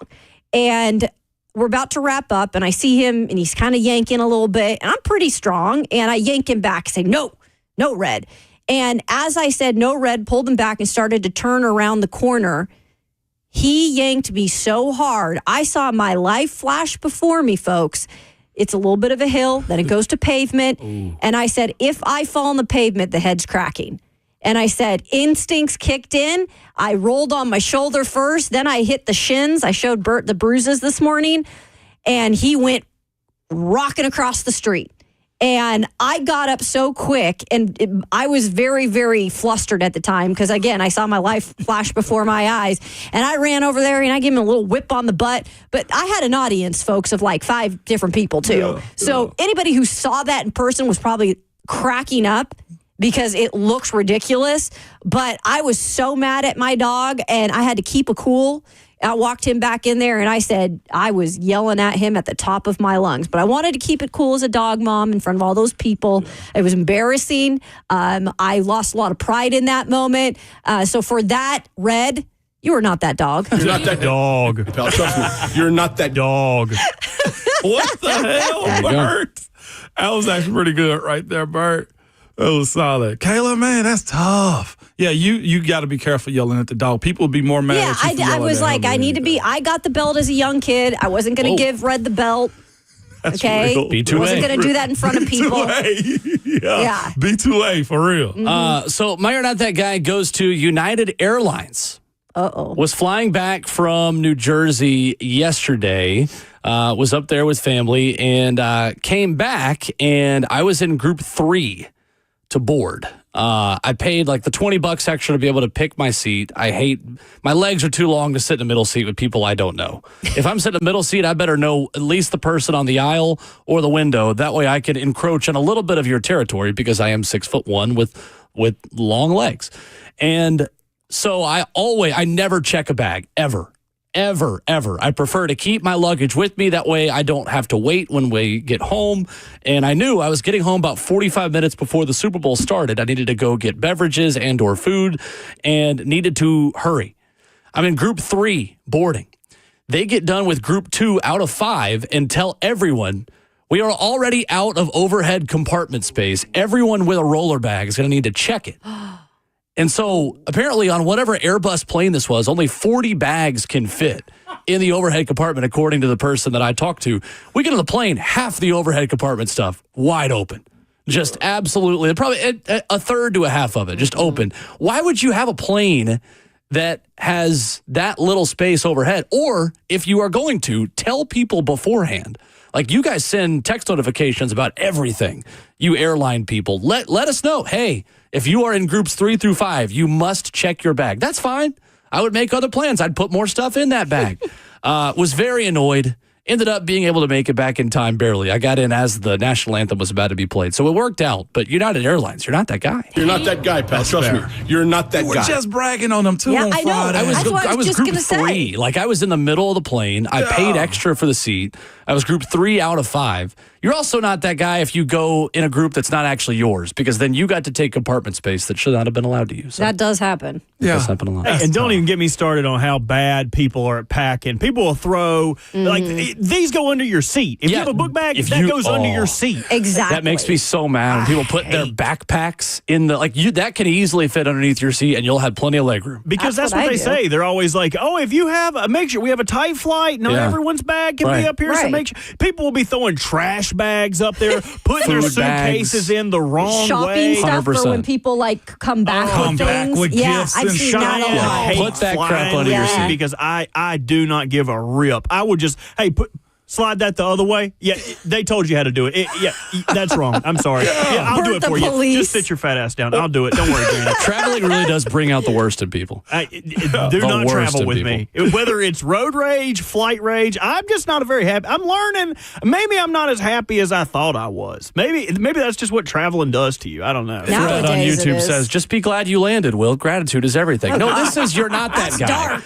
The you are that guy segment is tomorrow, all right? Let us complain for 15 minutes. That's kind of the job. That's what we got to do here. Bert, you next. I'll go next. Yeah, go next. My You're Not That Guy goes to Tom Brady. I have been poo-pooing Tom all season. He not only had an extra season to get ready for this, he was like, by the way, I'm going to go back and play. You know, I think I can handle that, Fox. I'll be back. But in the meantime, don't worry about me. Tom is terrible. Tom has not been good. We hold Tom to this higher standard because he is the greatest quarterback of all time. And when you're talking about games, I expect that. I expect Tom to have that Tony Romo-esque, I know what this play is. Look at the defense. You can clearly see here, not once has Tom said something that taught me something new about the game. It kind of reminds me of, you remember when you used to dog on Kirk Herbstreit and be like, 3rd and 1 here, looks like they're going to run here. Yeah, no crap. Of course. What makes you think that? They're going to run on 3rd and 1? You're a genius.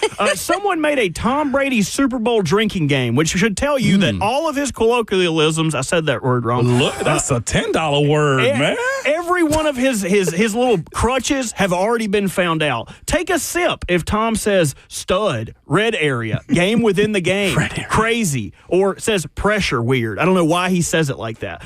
Finish your drink if Tom says these phrases: no love lost between these two teams, draws a pointless circle on the screen, or fakes human excitement. Drink water if human excitement. It doesn't seem real. Oh wow, gee Willikers, shut up, Tom. Drink water if Tom makes a great point. So everyone, if you played this game last night, you would be having a horrendous morning. So, Tom, I just need you to do a little bit better, man. I know your wife got knocked up. She got a judo baby by the daggum judo teacher. No.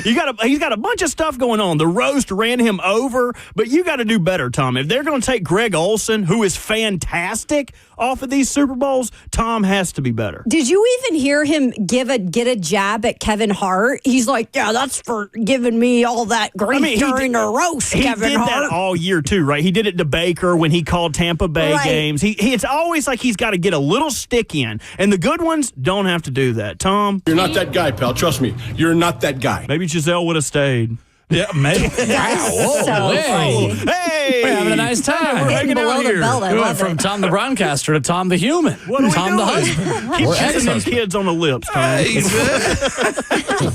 that sounds a little hateful right there, Bert. I'm telling you, I didn't like that guy neither. I was just as happy to watch Tom lose in the Super Bowl as I was to watch Patrick lose last night. I love, too, when I get a group text from family saying, did Tom get some work done? Tom's been getting work done for 2 decades. Was I that know, hole in it's his so chin funny, his whole though. life? Yeah, butt chin. He's always had that. Always I had love the Yeah. there's the tweet of him when he first entered the NFL looking like just an ugly normal dude like the rest of us, and then him at the end of his time looking like a model, and it says you're not ugly, you're just poor. You just Great compared point. to him, we're all poor. Great point. yeah, we Obviously. are, man. Ramon Foster, you're not that guy, please. Man, bad cleanup right here, man. Listen, it's the week of A lot love. of pressure. It's the week of love, and we got to treat it as such. And last night we saw a lot of love, okay? And it's this part. We're in the pre-draft, too. So pre-drafting in love is what I would say. There's one particular guy, man, that was under a lot of scrutiny, that was picked really high by his team. And he was, okay, this is some of the descriptions of him. Unusually small frame with bird-like legs. Weighed 170 at his pro day, 166 at the combine. Lean, wiry frame with little capacity to pack much additional weight. Possible injury concern, and all this young man has done is reeled off 916 yards, 1,196 yards, 1,066 yards, and this past year, 833 yards with a touchdown in the Super Bowl also. He's done nothing but prove everybody wrong, and I'm saying this to say this. If you love somebody in this pre-draft, go for them. So for all the people that went at the Eagles for drafting Devontae Smith. I was one of them. Yeah, and I get it. It's the pre-draft. And what I'm saying as we look at what the Titans are doing, go for who you love in this week of love, in this month of love of February, okay? Go get your man, is what I would tell you guys, because Devontae Smith has been everything and more to the Philadelphia Eagles. He's been a downhill threat. He's been a guy that's come up clutch. He absolutely worked the the DB last night for a touchdown, and it just made me realize I don't care if they're big, fat, small, short, tall, slow, skinny, whatever you want to call them. If they fit what you want to do and you know they're going to be a threat, go get them. So for all the people that had all the negativity to say about Devontae Smith, and I admire what he's done, absolutely.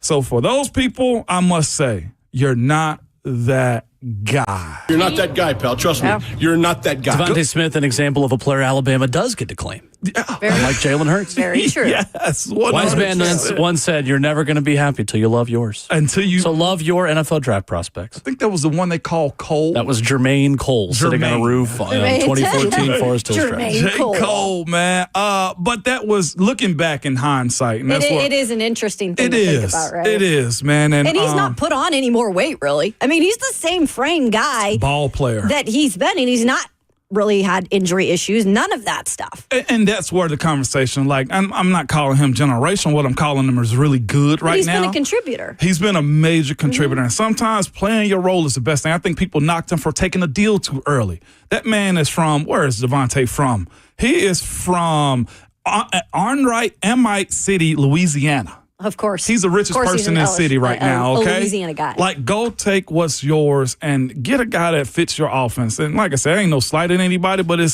look, he works for them. 3 years, $75 million contract. The guy can dress, though. I might not have thought he could play at the next level, in terms of staying healthy. Those are proper critiques that you got to have about a guy like that. But it does just fit into there is no rhyme or reason to this. If you like that prospect, go get that guy. I like his fashion Unless it's sense. Kenny Pickett, who's now a Super Bowl winner. Sure. It's kind of he has small hands. It's kind of like, I feel like players like him, like Tyler Lockett, they're so good at driving the bus. They're never going to steer themselves into getting their cleats cleaned. They're always going to be the one to get out of bounds, make sure that no one gets a clean hit on them. That's such an underrated trait in smaller players. Yep. 615-737-1045. Your chance to react to anything for the weekend. You can complain about anyone in your life or you're not that guy. Secondary, not that guy. Whatever 12-year-old made the Fox score bug for the Super Bowl. Oh, that was a little weird. Did you guys hate that as much as I did? I don't even did. know what you're talking about. The score bug. It just didn't fit. Like, I was like, what is this? I missed it. I wasn't paying attention to it like that. The score bug? Yeah. Oh. Yeah. You must not have been Wasn't very a good online look. during the game. You were having real human interaction. I was During talking the to Josiah Schaefer. Twitter hated it. What a dumb time to try something new. Yeah. And they do this all the time where they'll debut a new score bug for a championship game. Yeah. Terrible. We used to be a proper country. That old Fox score bug that filled the whole screen was actually at the top of the screen, too, back in the day with the yellow That's NFL right. on Fox. Yeah. They fell off. Guys, what if we try putting the national anthem at the end of the show this time? Like, you know how dumb that sounds? Why are you going to Yeah. try something? It looked fine. Leave it alone. Speaking of the national anthem, John I Batiste. thought John Batiste did a great job. I was more enthralled with the piano, though. I thought that piano, I'm like, can we put this in my What home? he does. Wasn't my Like, favorite. that thing was awesome looking. I thought it was fine. That's what he does, man. He's an artist type of guy. Like you hear him in the background of all the songs you love, and that's Yeah, I he's didn't a really know a composer. ton about it. I'm big very time. traditional with the national anthem. I like it just sung the way it's intended to. I I'll mean, tell you what. nothing beats Whitney Houston, And, period. and middle school and high school levels, they should just be playing the instrumental. Like I love that people have like musical talent, Oh. but like I don't need to hear your child sing. Sometimes it doesn't hit. Respectfully. Something else as a society we should Going do a off better against job high is school kids shaming singing the other national people's anthem. children. It's just like Right? hey, not every baby is pretty, and not every Becky person might that be a sings good is cheerleader, but I Right? don't need to hear. Keep your kids singing in the shower. That's about all they Dang. need. Hey, shout out to Kendrick. I'm the biggest hater. Okay? Like, that's just where I'm at right I mean, now. when it comes to kids like that, we're doing such a good job, and this is a good thing, of propping kids up. But for my dad used to say, for those that don't listen, they must feel. Well, some people ain't got no feel in their house. People letting them sing and dance and act and talk too much. We need to start being mean to people's kids when they're not around. And then if they come and tattle to you, that's another ass whooping. We ain't a house full of tattletales now. If he's mean to you, you go handle it. Steal something out of his truck. Now, don't come complain to me about it. Mason on Twitter says the score bug looked like a technical difficulty score bug. Mm-hmm. Yeah. Perfect. It looks It like the did. score bug you do when the real one, your whatever chroma key thing doesn't work. the little block numbers, I'm guessing, is what you guys are talking about. It's all of it. All of it. It literally, the font for He's like Gen- breaking it down. the player stats looked like the Fortnite font. Like Yeah, they wanted, it was. they wanted Gen Zers. Oh, Fortnite. You just did not look good. Give me a break. Oh, I see what you guys talking like Yeah. the block letters. Hey, How do you look. not understand the You bug? watched the game. didn't Like, how did you, You not just didn't notice see it? that The part. scoreboard. I'm a sports entertainer. Look, I don't look at this Exactly. type of stuff. Like, no, absolutely not. Very surprised. Didn't bother me at all. Okay. I'm still confused. Open lines for you to give You're Not That Guy. 615-737-1045. We'll give you the keys coming up next.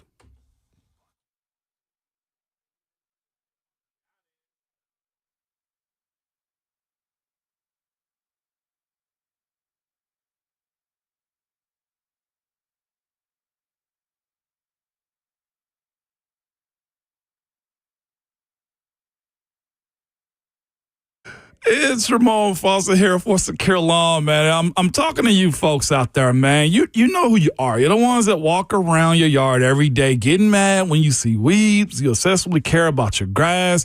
Your spouse and friends tell you talk about your grass more than you talk about everything. And that's because, honestly, you like me. You want to be the envy of your neighbors, man. You want your grass to be the best in the neighborhood. I got a company for you that can handle it. Secure Lawn, all right? They are the best at doing it. You don't have to worry about them getting sold. Absolutely not. They are very prompt when they send their text out to your house. And here's the thing, too. Secure Lawn isn't interested in a bunch of sales. Absolutely not. Their business model includes never giving you their customers a reason to leave. And that's because they give you a prime service. And you're probably asking, what does that mean?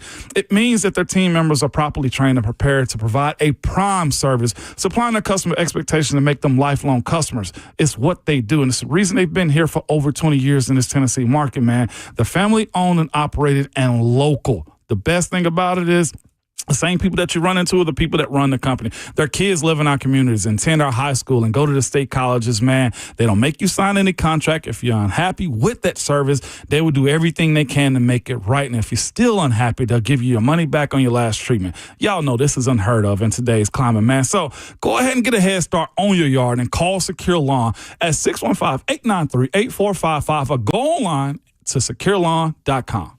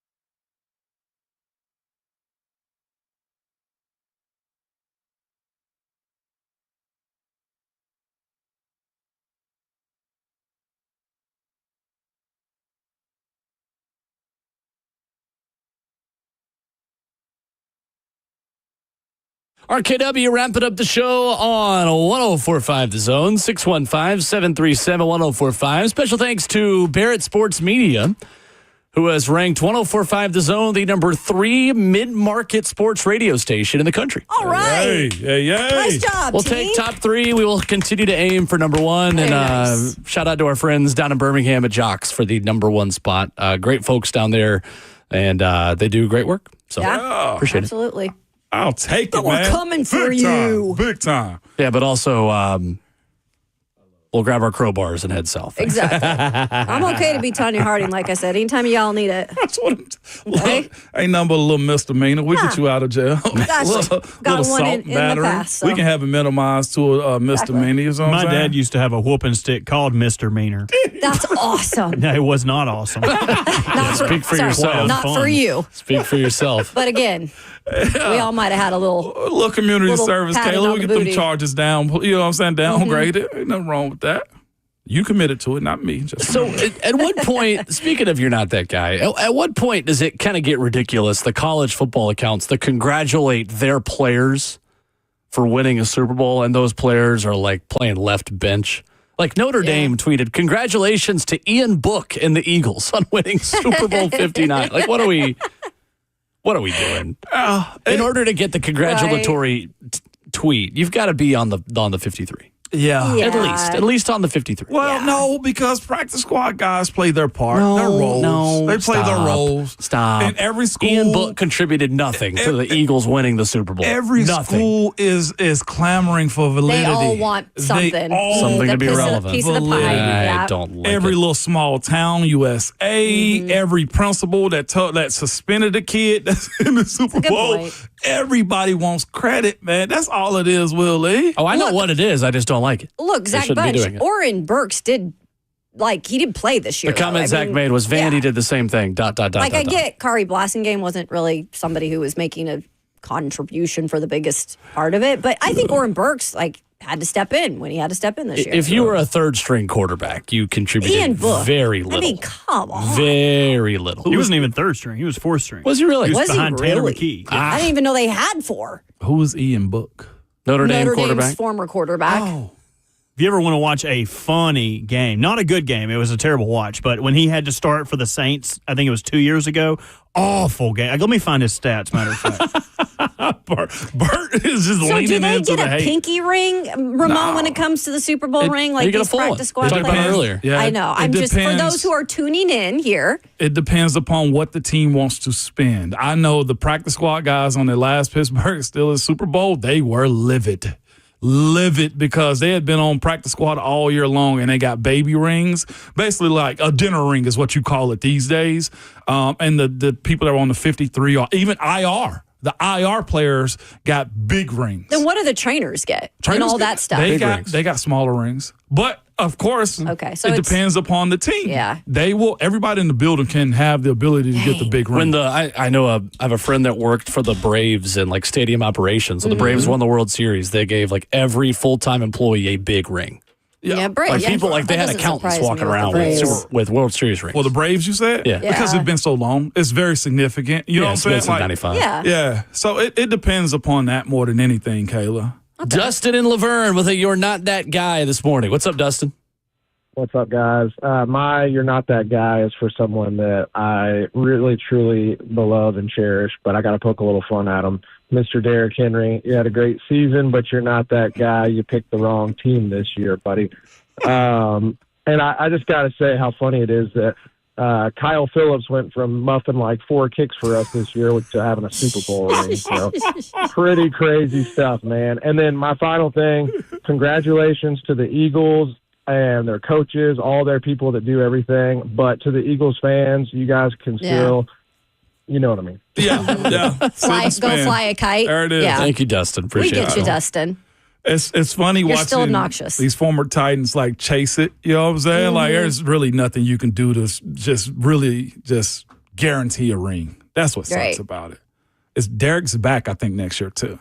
Oh yeah. He is, yeah, he 2-year deal, but also picked the wrong team. He That's was what the he said. last running back signed out of the big class. So Get him, Bert. whatever. People were weirdly upset with him saying he wanted to retire a Raven. And which there's not even a video of. Why it. does anyone? She misquoted him. Who was that again? Diana? Diana Rossini. Apparently, it was a misquote.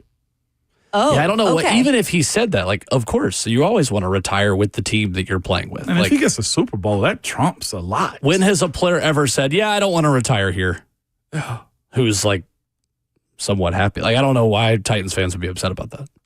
Yeah, no, that's tough. And again, Derek was a free agent. Okay, and he can go wherever the heck he wanted to. I thought it was a good fit. Yeah, sure. It was. It just came up short. I mean, that's the game. It's that's why football is the most watched, I guess, sport in America to me, because it takes all 11 guys doing one thing right. As soon as you mess it up, I mean, there go all your hopes and dreams. Like, Derek was an MVP caliber player this year, at least for Baltimore. And well, no, he got Lamar there, but he's, he still did his part, right? He did, big time. Didn't regress. I still look at it now in hindsight and say he should have went for the 2000 again. That would have been cool. Now, with the way the season unfolded, didn't get the ring, but of course, to be a two-time running back to get to over 2,000 yards would have been a huge get for him, although in 17 games. So there's that side of it, too. I like it. Well, football's over. See you in September, football. Yeah. And Lies. no, don't tell me XFL. I don't care. No, lies, because NFL would rule the airways. Spring football and college football season, boys and girls. Yeah. We're talking hot seats. We're talking who's under the most pressure. We're ranking quarterbacks in the conference. We are here. We're talking spring games, transfer portal. Combine's coming up, though. Combine coming Combine. up. We got a lot still. Number 1 overall pick. Baby. Yes, sir. So, It is here. look at these boys drinking Casamigos and Don Julio and the Coming up Eagles. tomorrow morning on the show, a preview of Tennessee and Kentucky Part 2 in Rupp Arena. The Vols will go for a little bit of a revenge. Austin Price will join us at 8:20. We will have lots for you. Our season never ends, as the big voice guy often tells you. You're 104.5 The Zone. We're always here. Absolutely. Y'all must remember at all times, your Twitter fingers and your mic. It's always hot.